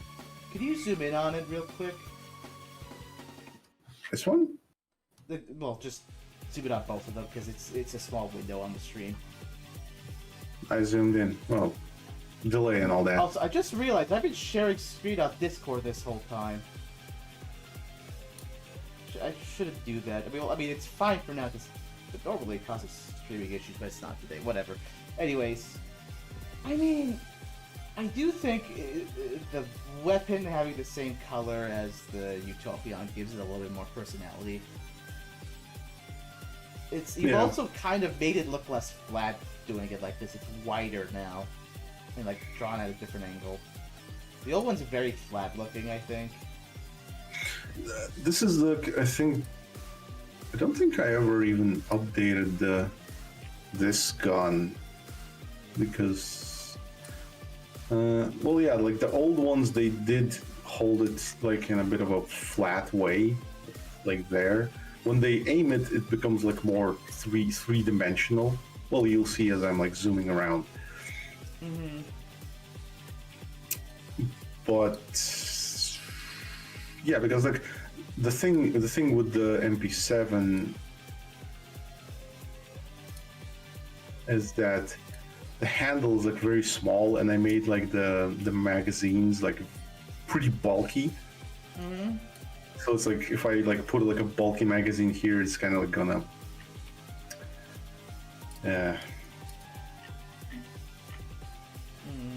fuck shit up, I guess. Mm-hmm. Yeah, because like the gun, like it's over here. I do think you're onto something, you know. I think just I get it's a different design now, but just the way it's drawn, the angle just makes it feel more polished. Yeah. So, yeah, I guess. Go ahead. No, you go ahead. No, well, that's what I want to say is that then I guess we can not bother with. Yeah, because like I think part of my reason with the old guns to change their shape, because they were just like the same blue blob, but with this one they have like a little color code on them now, so it makes them a little bit different. Mm-hmm. So, Darren, regarding what you're saying, the most I've seen in terms of a wiki solution is like the sound effects fandom site. I think the problem with a wiki is it requires a lot more to maintain. With a spreadsheet, it's hosted on Google. The cost is very low. You're not really paying anything to have it up there. With a wiki, you gotta set up your own servers, your own domain, so you gotta maintain that. I feel like it'd be more difficult to just get changes up there. Now, I do see the shortcomings of spreadsheets, right? Because you're trying to pack in a lot of detail, but you gotta leave it to those rows and columns, you know? I know that is tricky. I don't know if a wiki is the solution.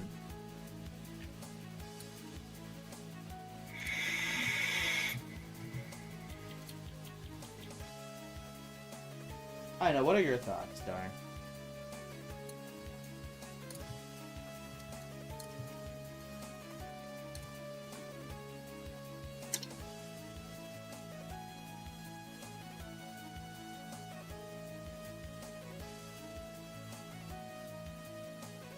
Okay, yes, you said you don't have personal thoughts about it, but... Alright.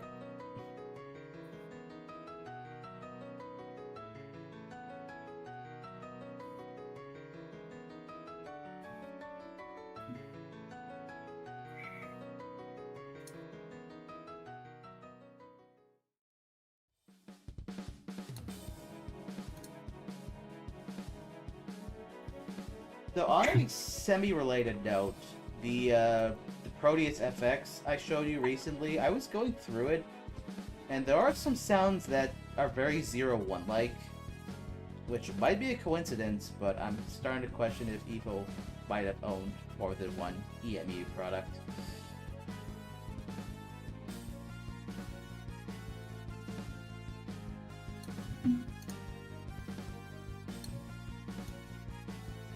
More than just the Ultra Proteus. Maybe. Comparisons? Test, yep. That's fair.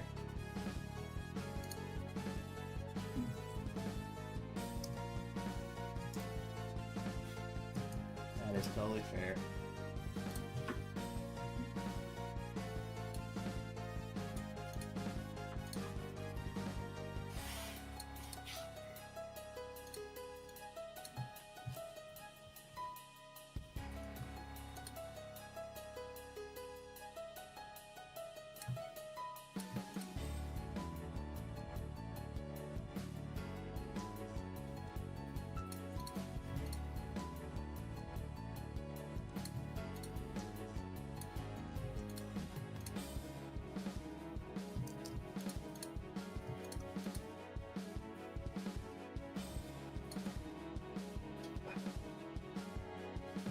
I found spectrograms to be reliable for GBA and DS stuff. I know it's Super Nintendo, at least from what I've heard, it's a bit trickier because of compression, but I've been able to use it to match a bunch of eco stuff.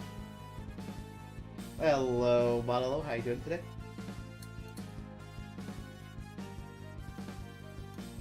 Hello, SV7852. How you doing today?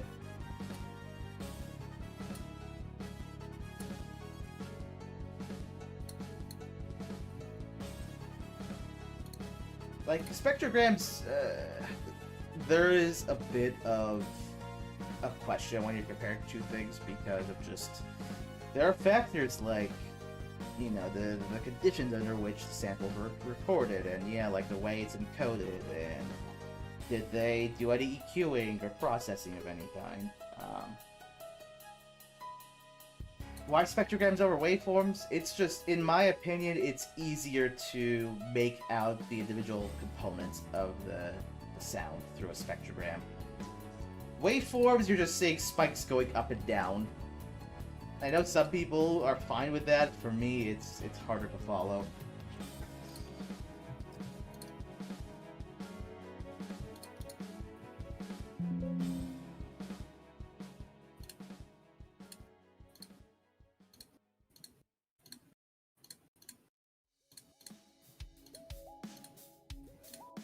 Background is mirrored, yeah. There's going to be a bit of asymmetry, but that's something that's going to be done later.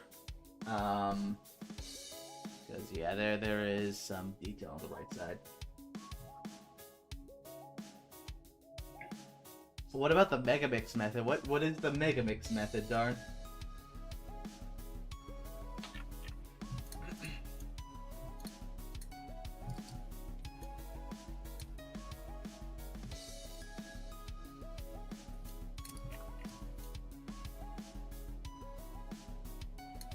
It sounds like it. I mean, I've certainly had moments where I've used the Megamix method. You know, I think it is the first step.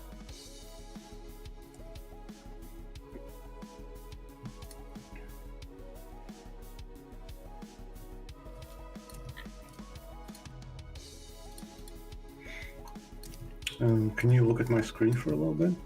Yep, I'm looking. Yeah, so I just kind of like tested it out. So, well, this is like the old gun, and this is like the new one, and I kind of tried redoing. I just cut off the gun, like the handle, and just reshaped it more into like a micro Uzi. Hold on. Interesting. Okay. There we go. Like this one. Right. It's like, what do you think? It's like comparing these two. Can you show the other one real quick?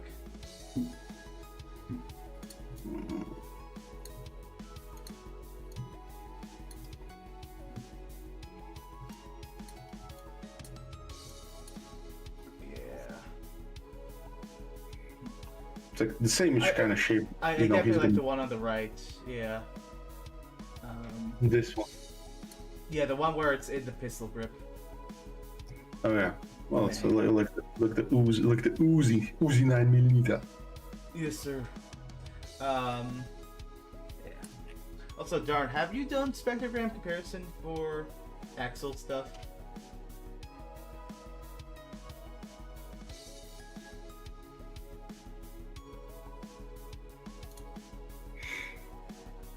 Yeah, I think it fits because, like I mentioned, the idea was that he's carrying like a more lightweight SMG because he's flying, and That like the makes micro Uzi kind of, because this one like feels like it's a lot more bulkier.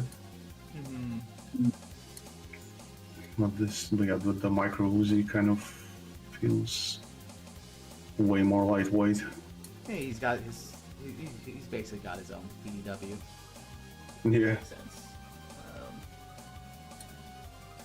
Well, what? Okay, so what don't you like about spectrograms? Help me understand, Darn.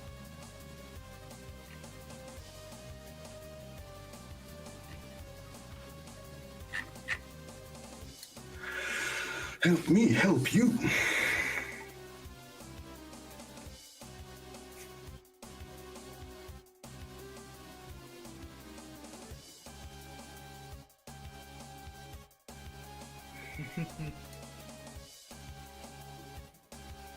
A wild Capitan Peru appears.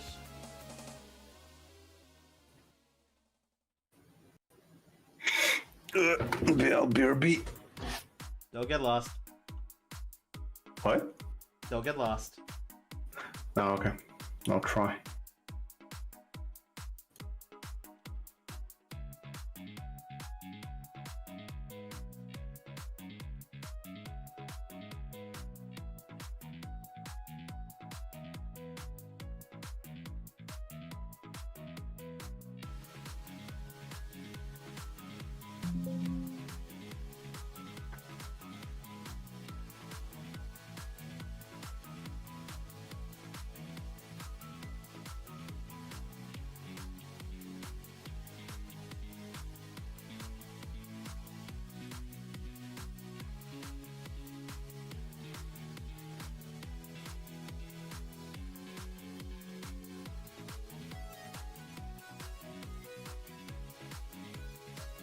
Does Breakthrough sound like a good subtitle for potential Zero fan game? Maybe?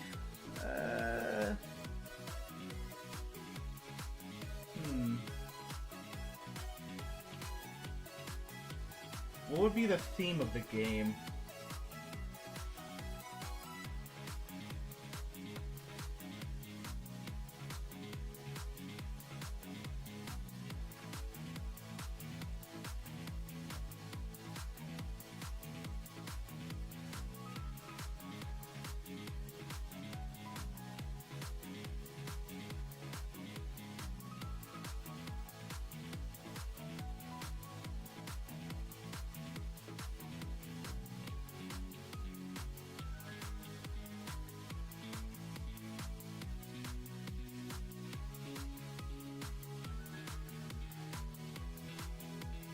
CL creates her copy of Zero.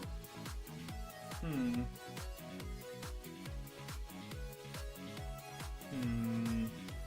mean, I guess that would be a breakthrough. How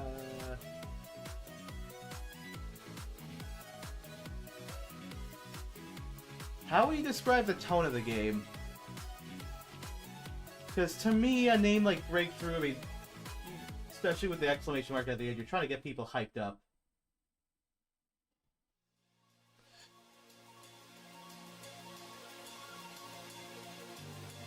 Is it a game with kind of a...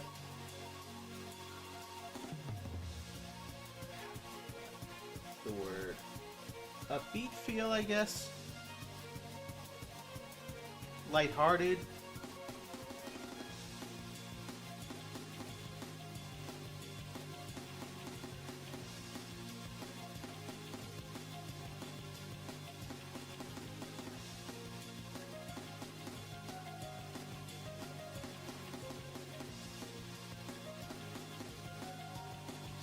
The VSO Oplead, so all the stuff for the Vintage expansion card, we used a VST for that.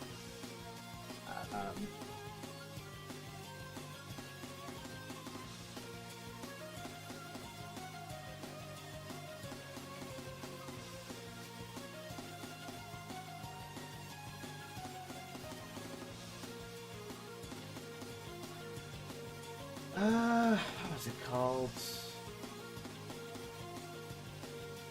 Darn, do you recall what the BST was called? I don't remember off the top of my head. Something like unlimited keys or something like that.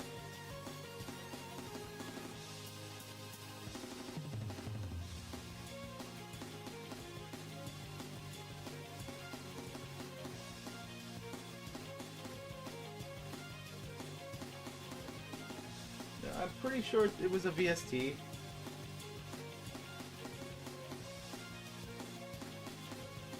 It was definitely a plugin.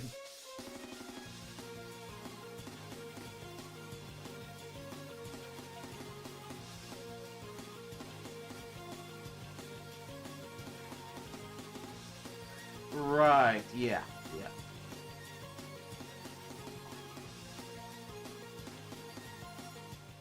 That makes sense.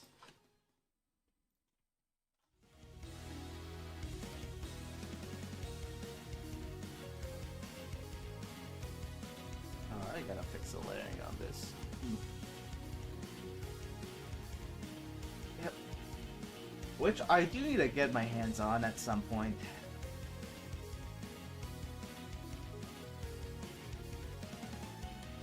I might need it. Dude.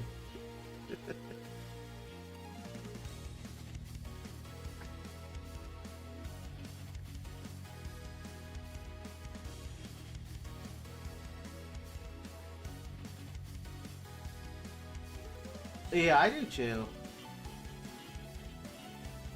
We do. That guy's got some good hardware.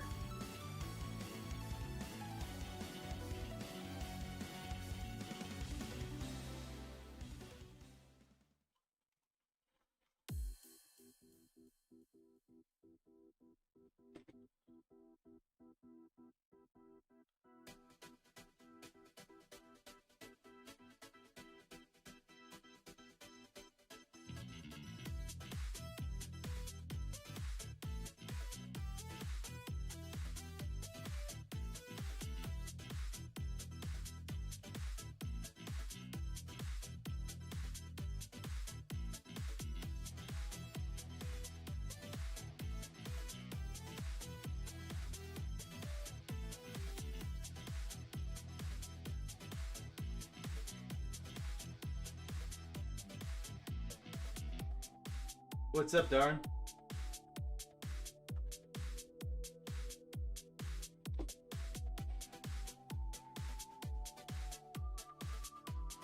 Hello. Yes, Peru?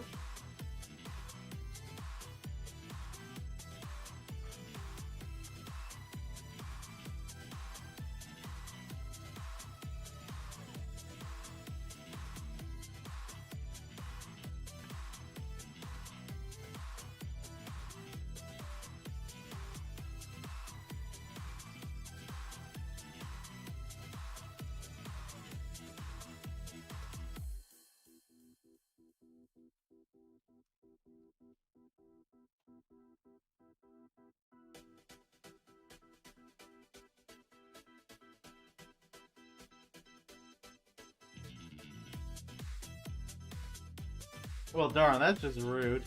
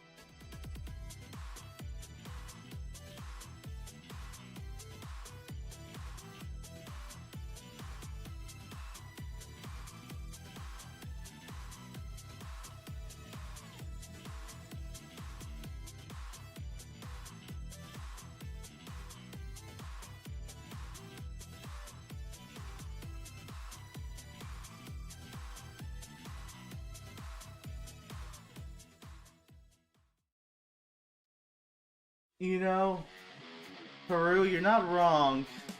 Maybe I'm asking myself to get John Wicked.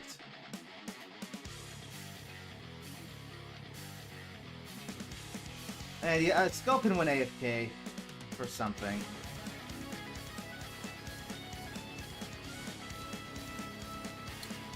I'm just eating some grapes.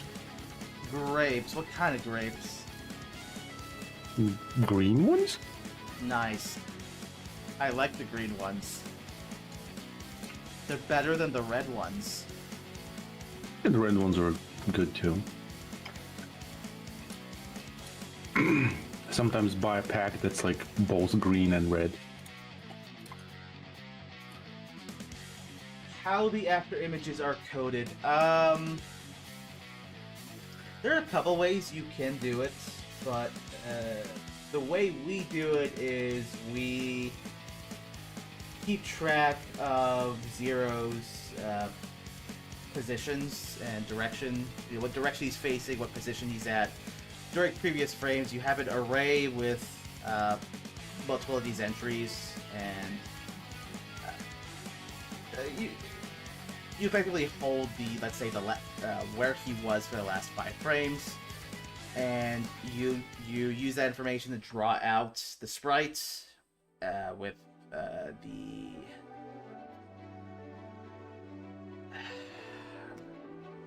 for X. It will get progressively more and more transparent as it gets older. For Zero, oh yeah, I guess we also did transparency for that. So yeah, I think we do 3 after images, right? Yeah. Yeah, you just have to keep track of where the character was previously and draw that out with a transparent sprite. I think we also do like a red tint over the whole sprite.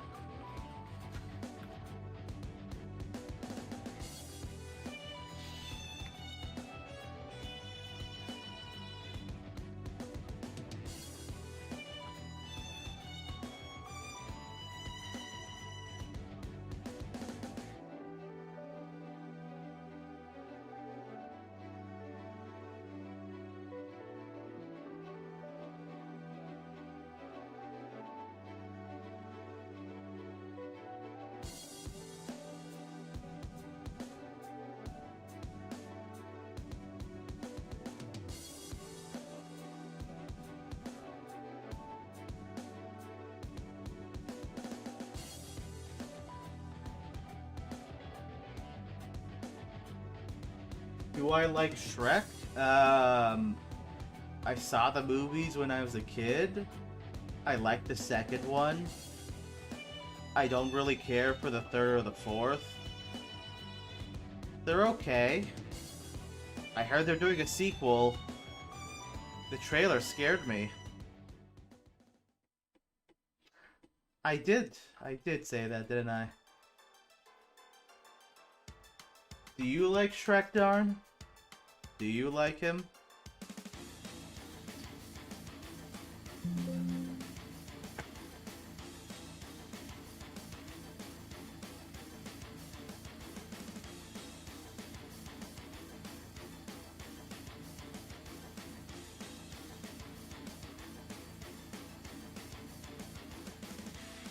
You've watched all the movies thrice.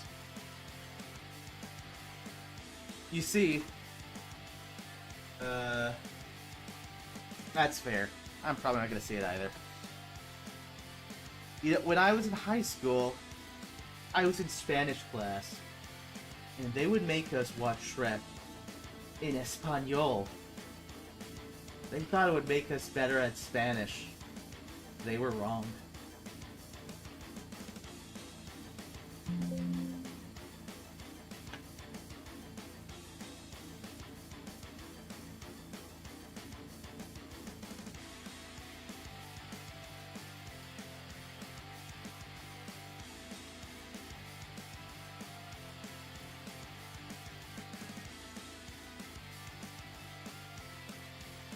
Yes, Peru. In Espanol.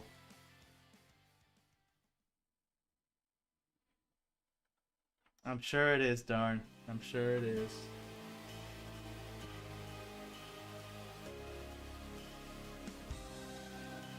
Well, did it work for me?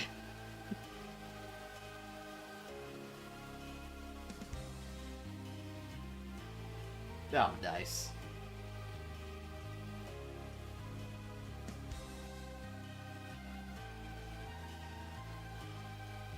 It needs a follow-up. Okay. What would the follow-up be, then?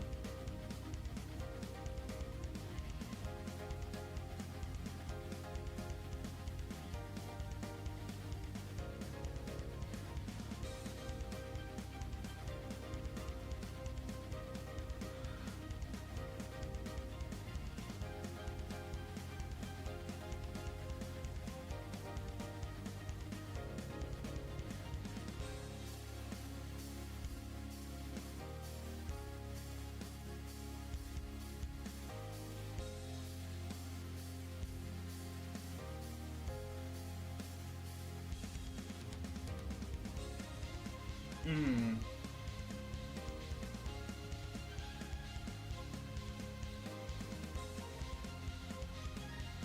Gotcha. So let me ask you, in your line of work, how often do you use movies as a tool to teach your students English?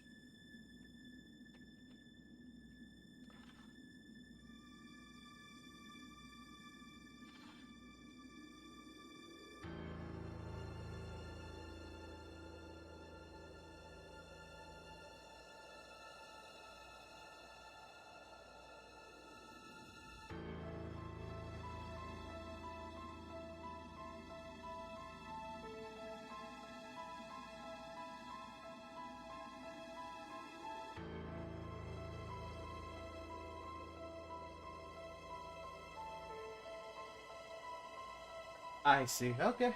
That's totally fair. That is totally fair. Muy bien.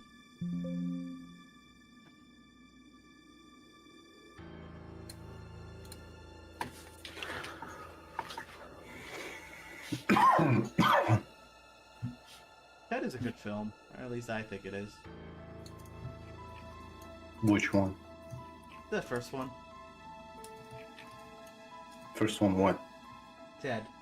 The movie. Oh, Ted. Because you kind of just like, you cut off and then just like, the first one. I was like, the first one, what? Oh, yeah. Are you seriously, darn?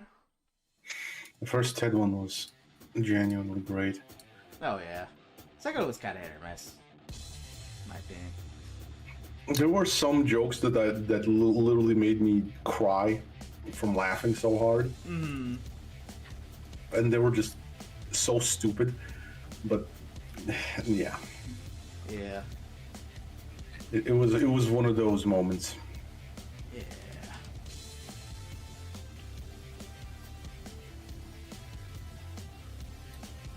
I'm kind of surprised that Mila Kunis didn't return. Was that It's just like, the love interest from the first movie? Yeah. It's like in the second one, that was just a random new girl. I was like, oh, okay. Oh yeah, that part was a bummer. 'Cause they it's like, oh geez.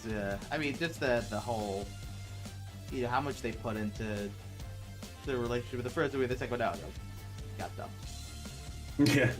That's It's kind of like a bummer when they do that in movies. It's like, yeah, I mean, I get it. all that build up, but you know what else they can do? Just say, well, they went separate. They're separate ways. Here's a new chick. Yeah. I guess it's an annoying thing when I've seen it in TV shows as well. When I get why, because sometimes they don't have a choice, but the way they write characters out sometimes just feels like just cheap. I don't know.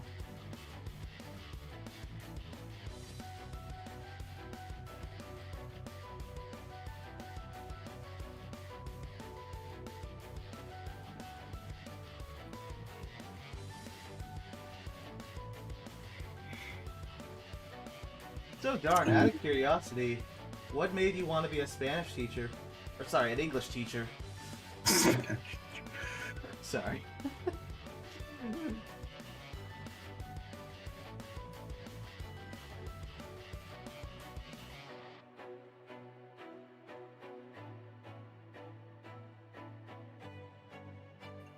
Necessity, okay. To earn a living, I suppose?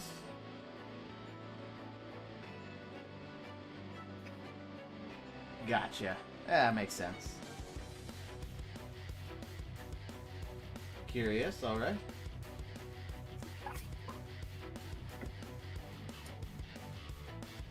I see.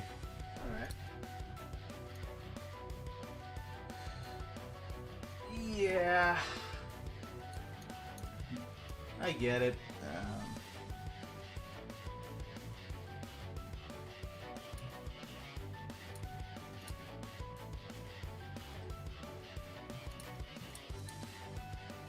Oh, you know, you do what you gotta do.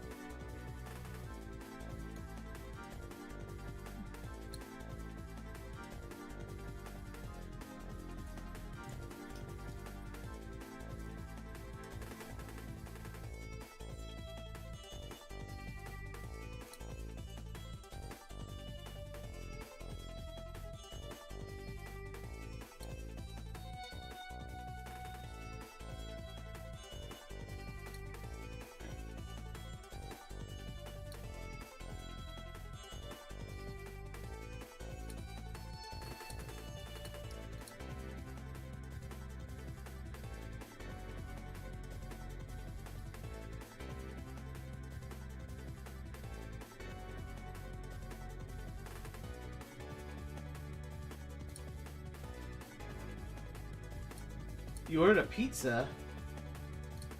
That's wonderful, Darn. What kind of pizza?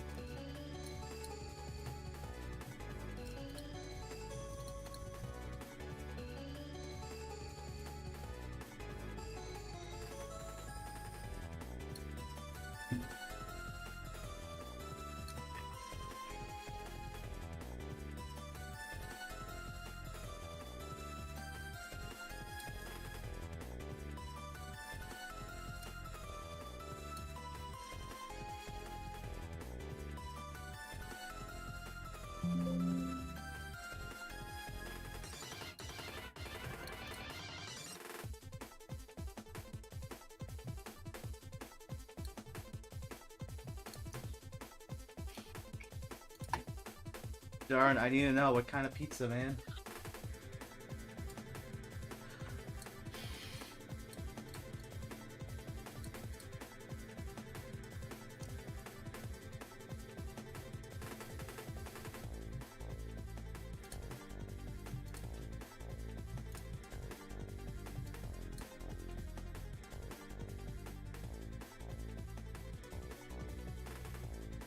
Classic pepperoni pizza. Delicioso.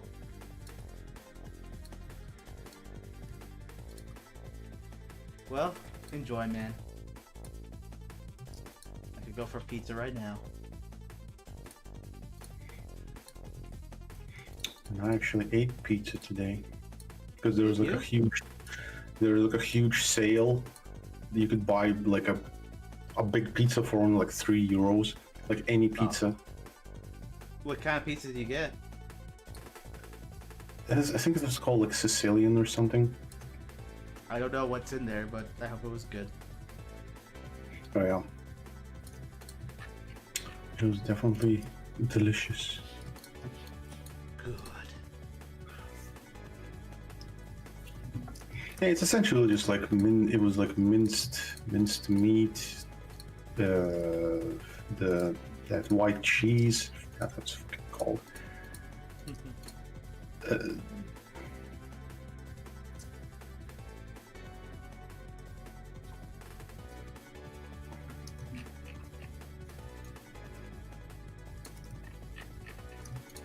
Well, shoot, now I'm hungry. Probably eat dinner after this stream. But it's not gonna be pizza.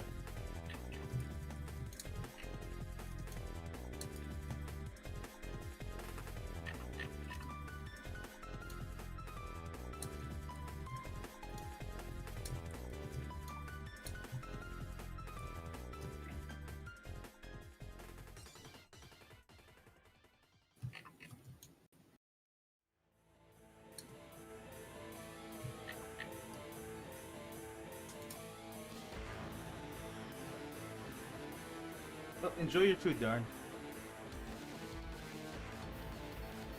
May it bring you peace.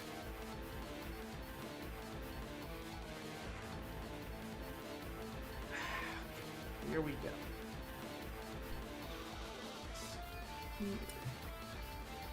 Oh, is this the wrong layer?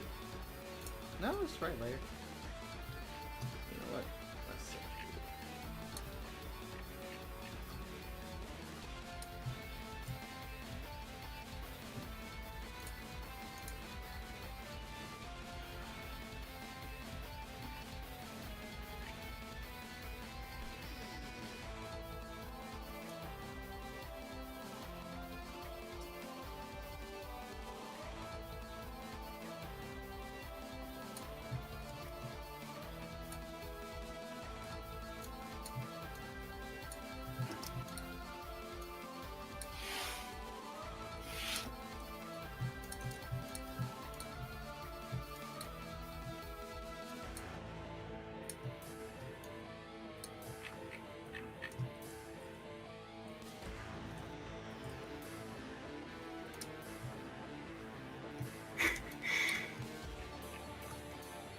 It looks kind of funny when he's holding it up.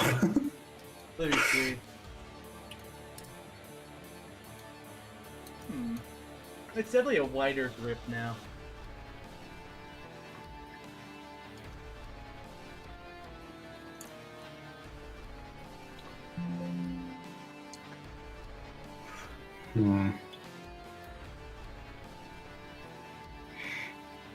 Maybe it should be like pointing it down, perhaps. Maybe.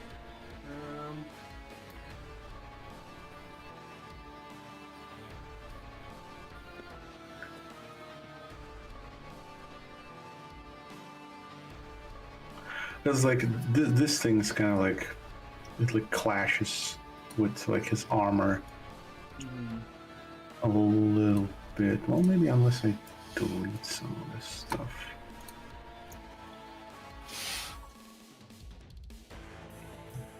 There we go. Oh, come on.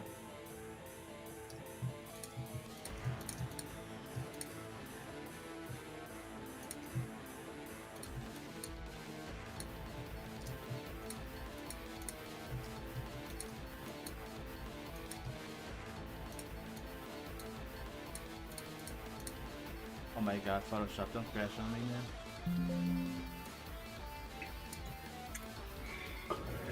Do it now.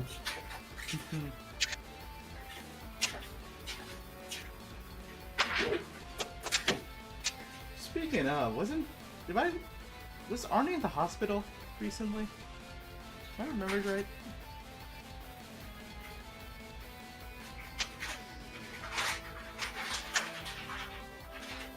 No, he's okay.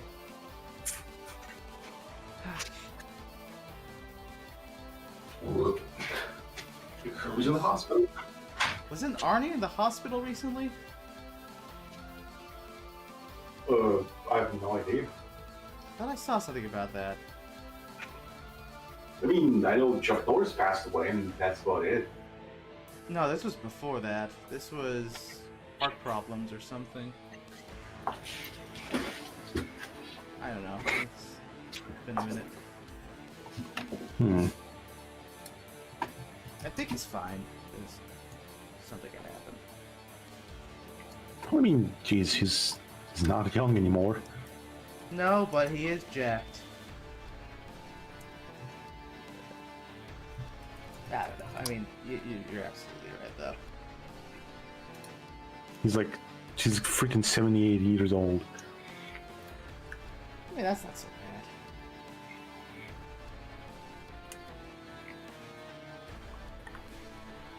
He's probably the best looking grandpa out there.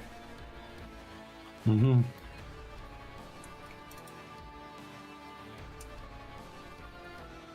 Sylvester Stallone is 1 year older than him.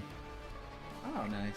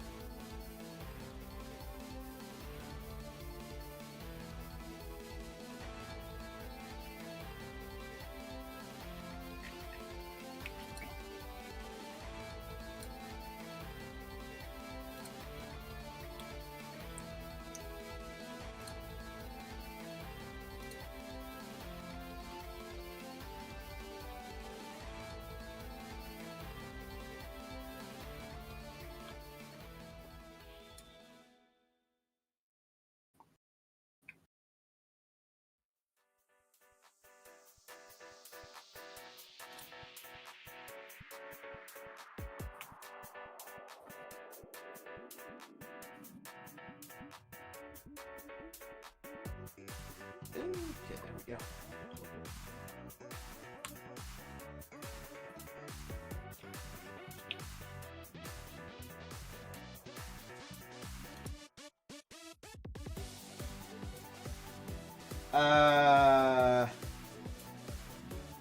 All toasters make toast.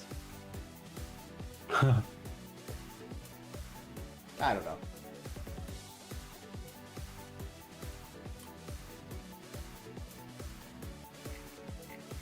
Not all toasters toast. Yeah, that's the line. I messed it up. I'm fired. Mm-hmm.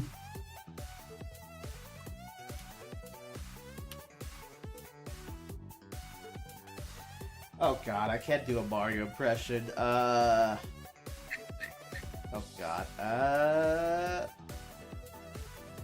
I'm not doing it. I can't do it.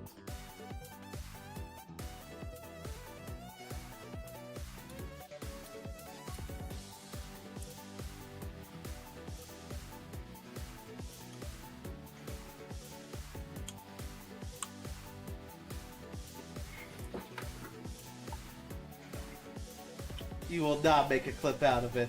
I won't let you.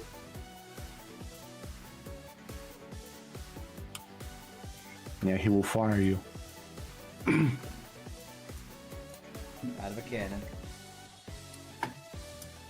In 240p.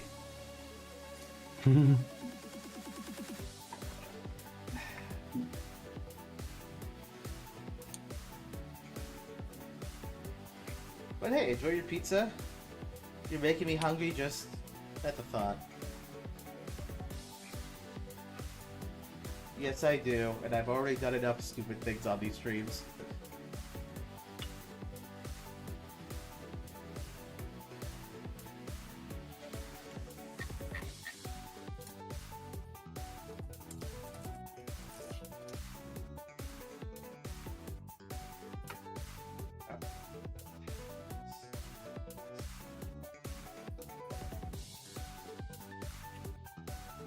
I haven't had supper yet. No, it is 5:30 here. I'm gonna probably end the stream around 6 o'clock, and I'm gonna be eating. And then he proceeds to stream for 10 hours. Not this time, no. No, you see, I'm gonna keep on streaming, but I'm just gonna stream myself eat. It'll become a food review channel. Oh my god. Nikocado Avocado Part 2? The thought of that scares me. How's that guy doing? I know he lost a bunch of weight. I have no idea. What am I gonna eat? I'm gonna be eating onion soup. Again? Yes. That's what I eat for every dinner, Sculpin. Fuck did you just call me? Do I look like a darn to you? Sometimes. I don't know.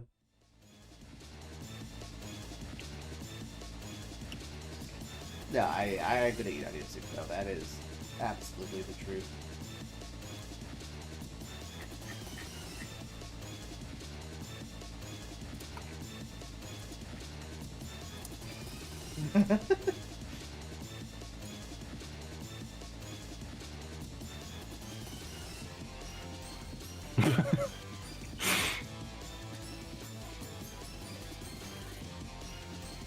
Don't worry, Yeah, darn. I don't mean it's it. a remix I did years ago.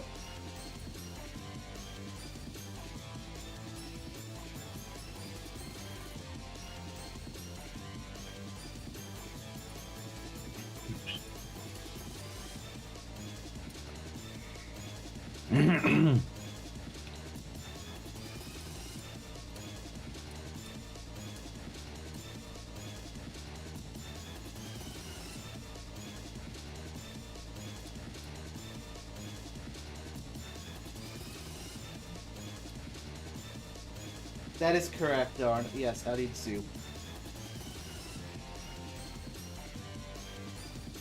Everyone thinks I'm crazy when I bring that up for some reason. It's not exciting at all, but it's not supposed to be. It's supposed to be simple, functional. Onion.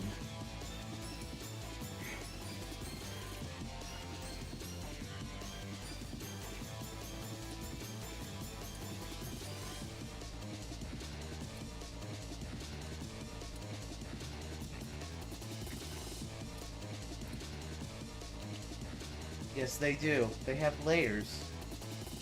And so do you.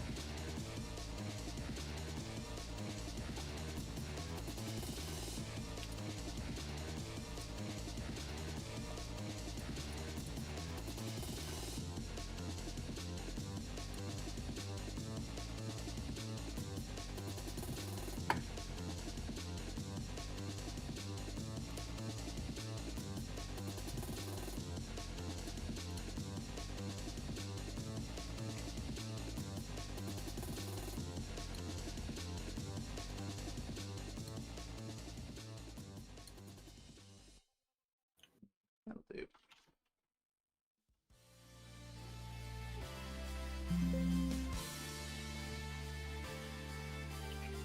Oh, that actually made a difference. What am I, a Horiyama sorts? Maybe you are. I don't know, darn, is pizza an instrument?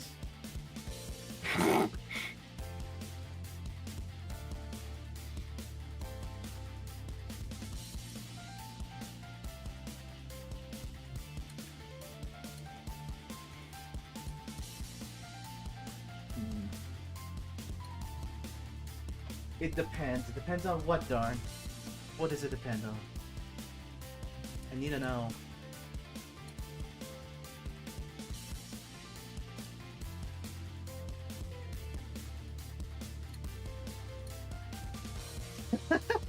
Yes? I suppose so.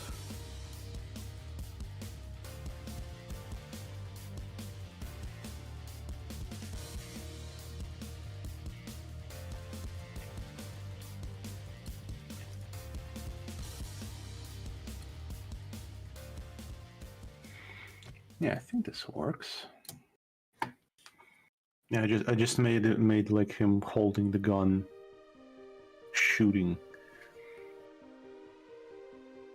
Oh, nice. Hold on. Can I see it? I'm showing it. Oh, nice.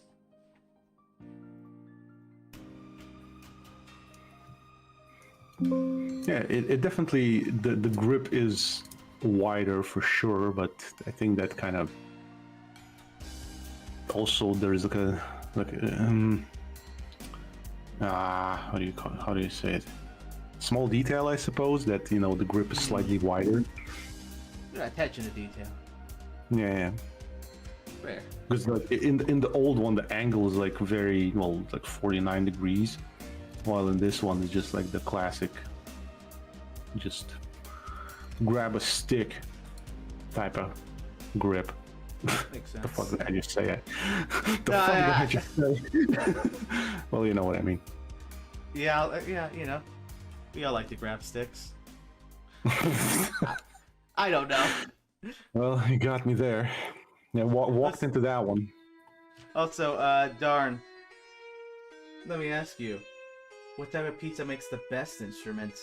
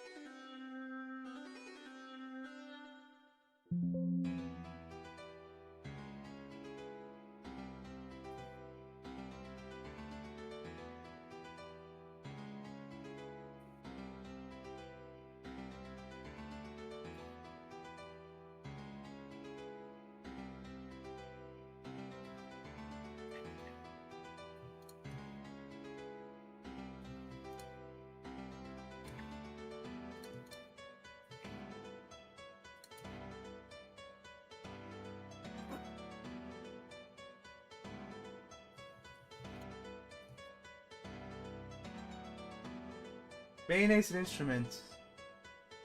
You know, that is a question that has puzzled philosophers for centuries.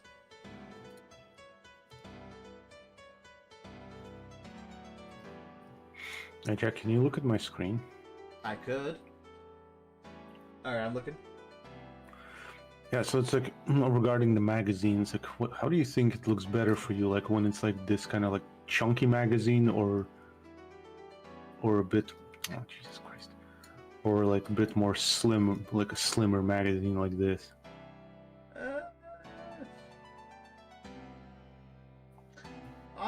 Well,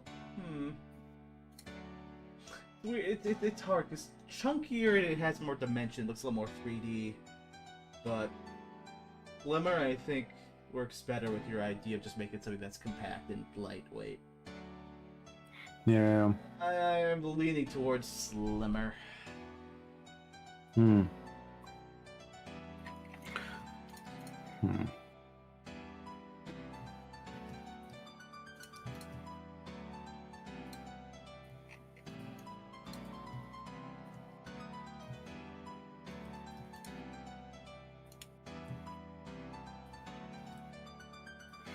Yeah, because it's like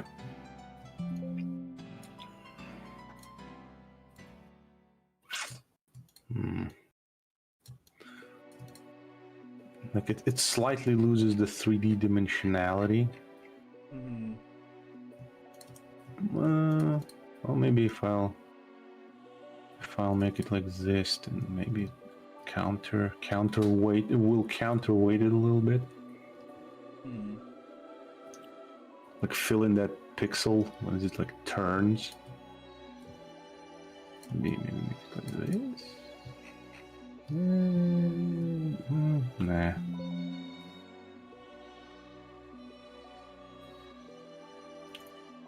Yeah, that one still puzzles me, darn. I really wish we found that one. I really want to find it, you know? That one feels like it shouldn't be as hard as it is, you know? No. No! Sorry, I dropped my spaghetti on my floor.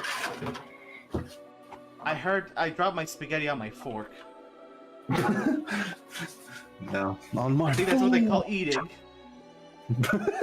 Yeah, that's a good one.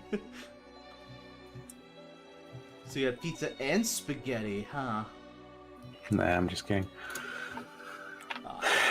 I'm not that fat. Yet. Exactly.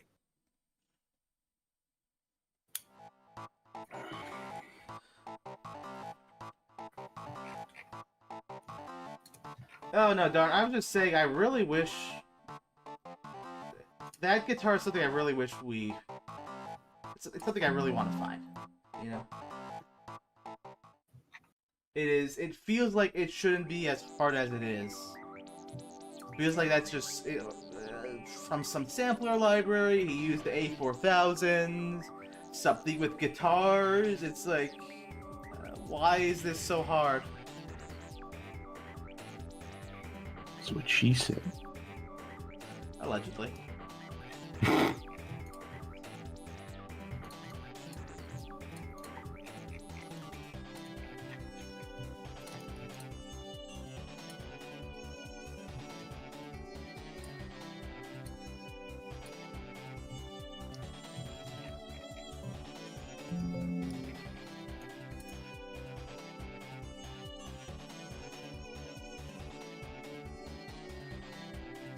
I think I have that library as well.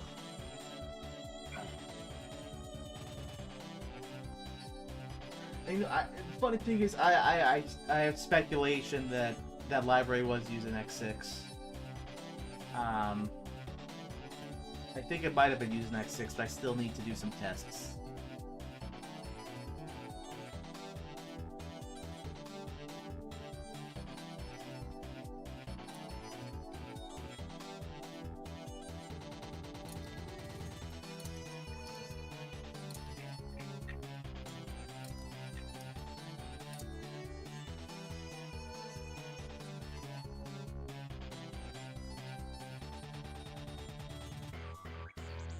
The Hans Zimmer library, the one for Spectrasonics.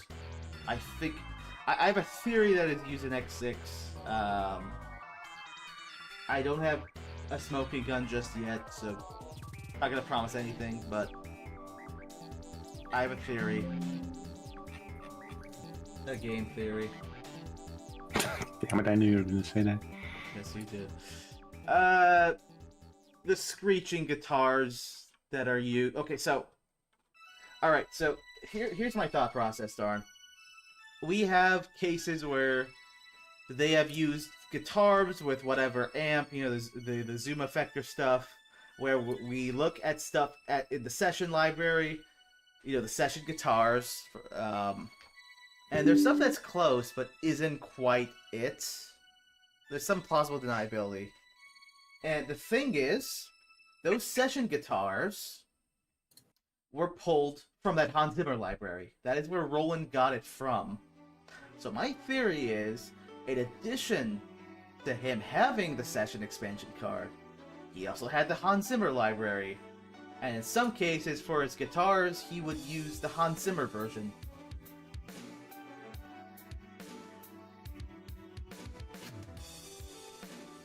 Does that make sense, darn?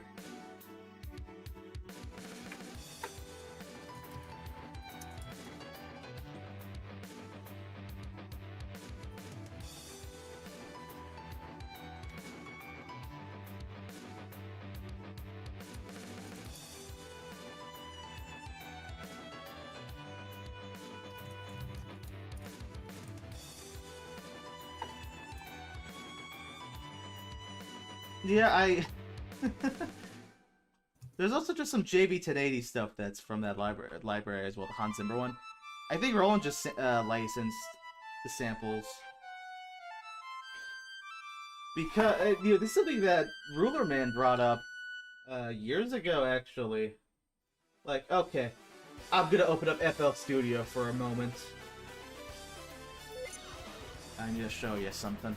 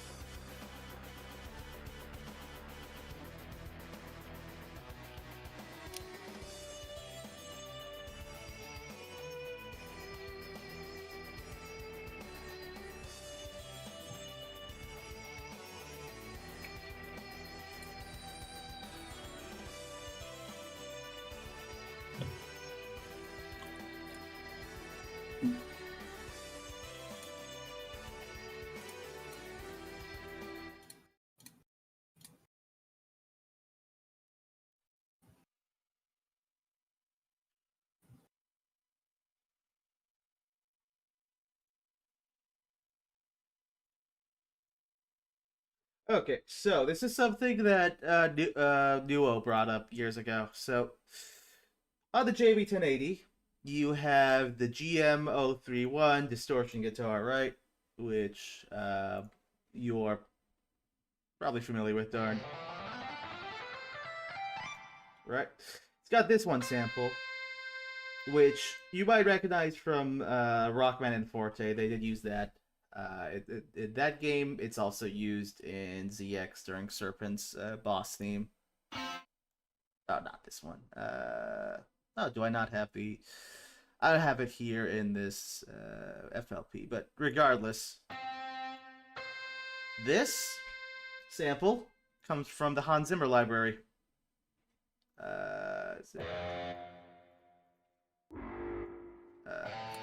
Not this one.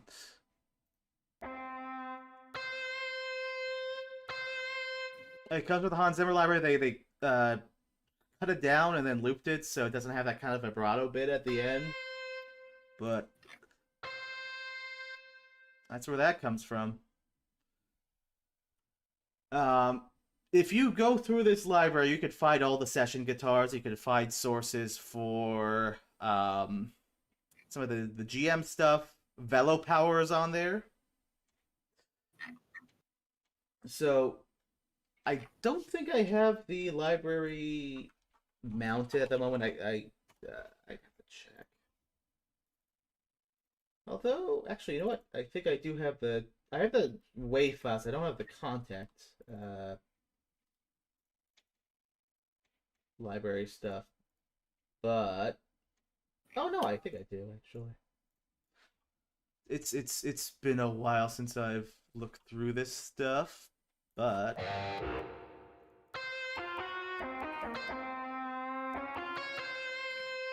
a real quick look. Yeah, what do we have here?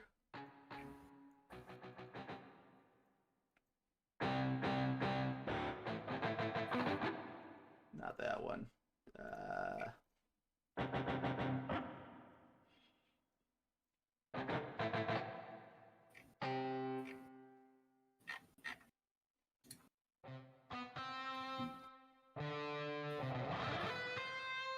Yeah, there you go. It does kind of sound like the Mega Man X guitar, doesn't it? And it wouldn't surprise me if there is some shared heritage there.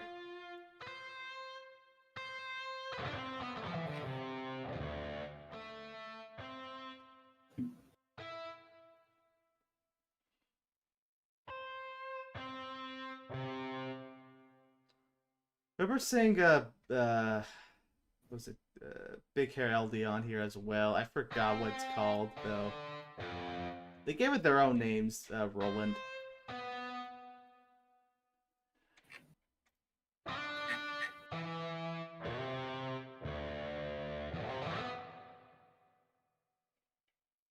There's a lot of patches here. I gotta find the specific ones. Which I'm probably not gonna be doing on stream because I don't think people want to hear this for the next... well, technically the stream ends in 9 minutes, so Whatever. We're kind of wrapping up anyways. Yeah, I think I'm pretty satisfied with the ace. I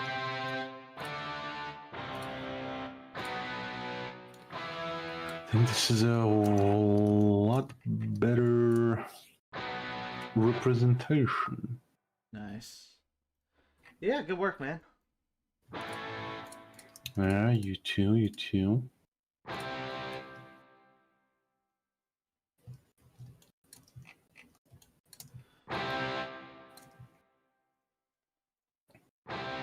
There's a lot of variations of this one. This one's got a bit of a different attack. What else we got on here? Pinch.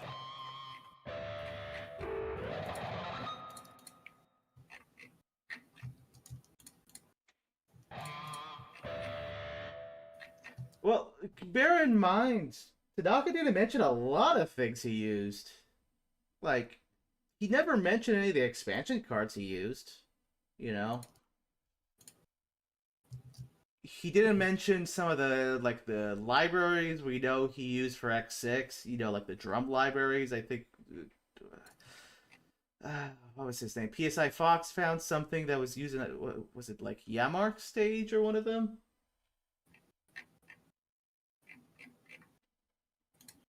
Like,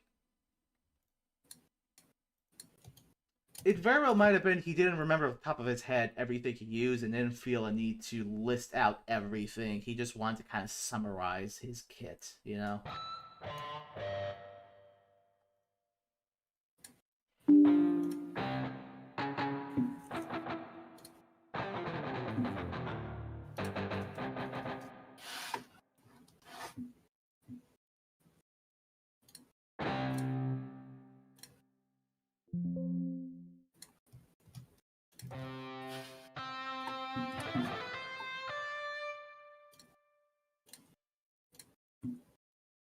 Oh, did I just loop it? There's a problem with the screeching guitar, alright?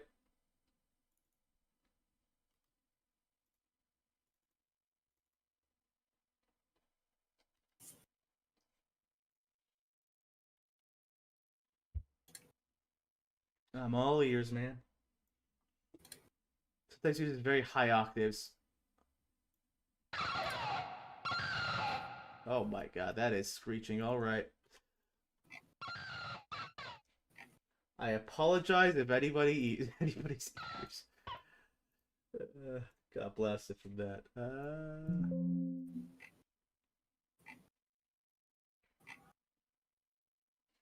Hello.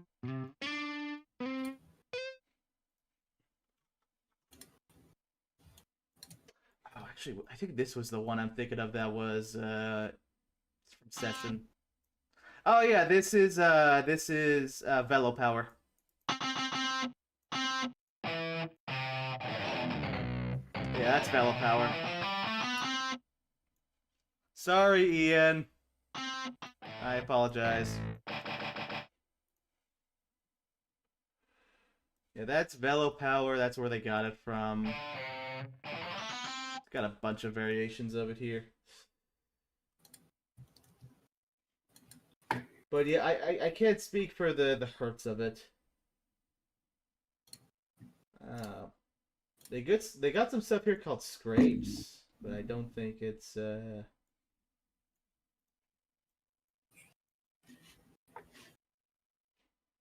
want to play anything.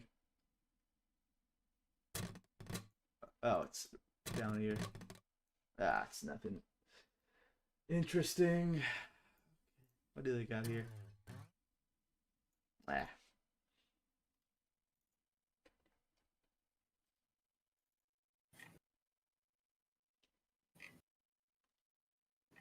Is that the Roland nylon guitar? Yep.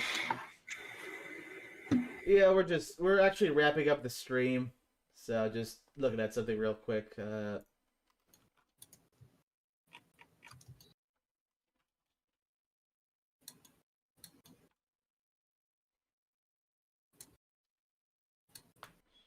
So to be clear, when you say screechy guitar, you're talking about the X6 Boss intro thing, right?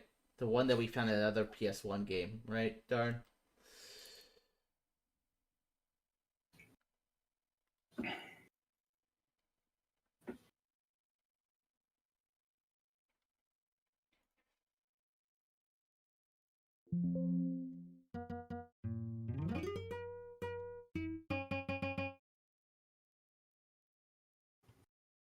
Is the second X6... Are you talking about the one that we found on... Oh, that one. Okay.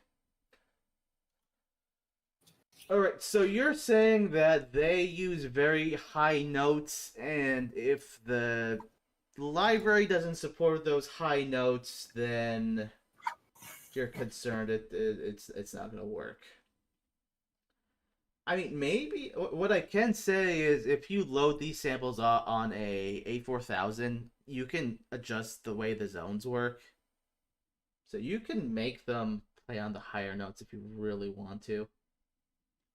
I don't think it would have prevented him from using them. Um,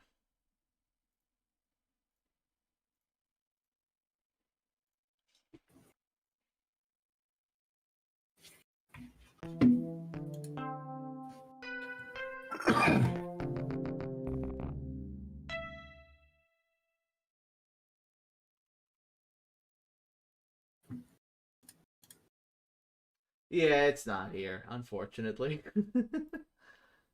Unfortunately. That one that one annoys the hell out of me, man.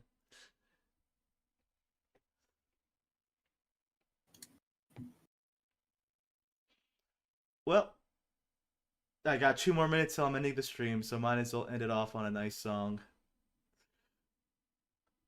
I forgot. I guess I gotta reload this. Yeah, gotcha. I mean, I'm kind of multitasking at the moment, also, so a little scattered, but gotcha. Yeah.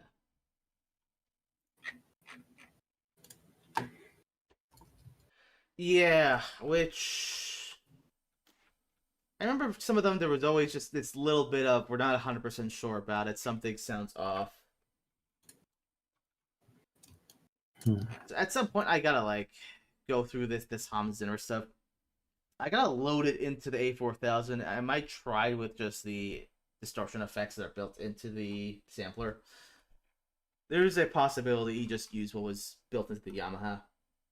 But equally, he might have used his zoom effector, which I do need to acquire his at some point. Do I have here?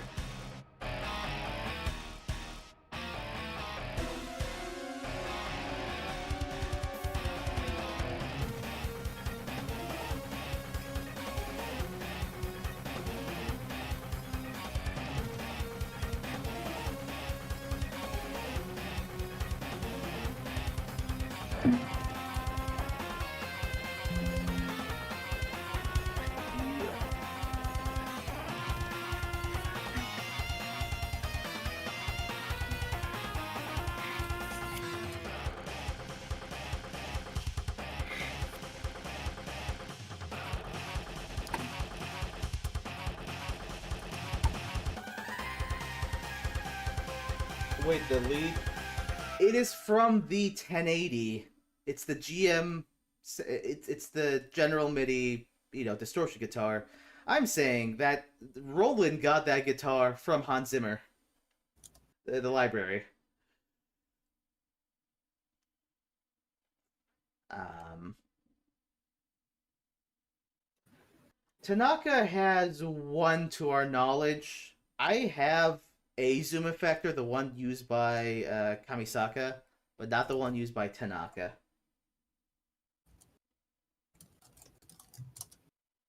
As far as the ZX games go, Ippo just used the one from the Roland. He did not use the Hans Zimmer one. I don't think he used anything from Hans Zimmer. Zoom 1204, yeah. I do need to acquire one at some point.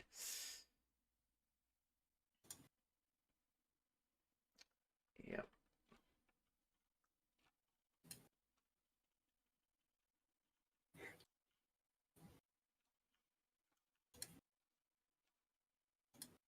Die, monster. You don't belong in this world. Okay, I see how it is.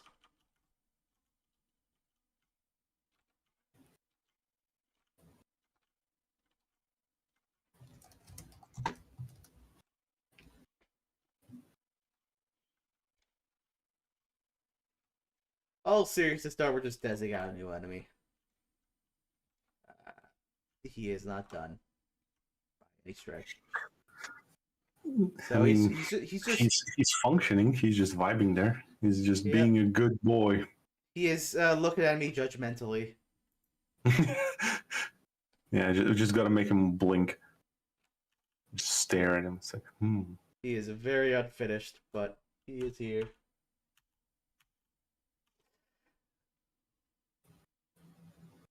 Yeah, it's always been a pain, hasn't it, Darn? Yeah. Well, in any case, we should probably wrap up the stream. It is 6:02 p.m. So, thank you all for and it's watching. 12 p.m. at 12 a.m. for me. Yes, you have work tomorrow, so have fun with that. Yes. Yes. In any case, you all have a good night, and hope to see you next time. Take care. Good night.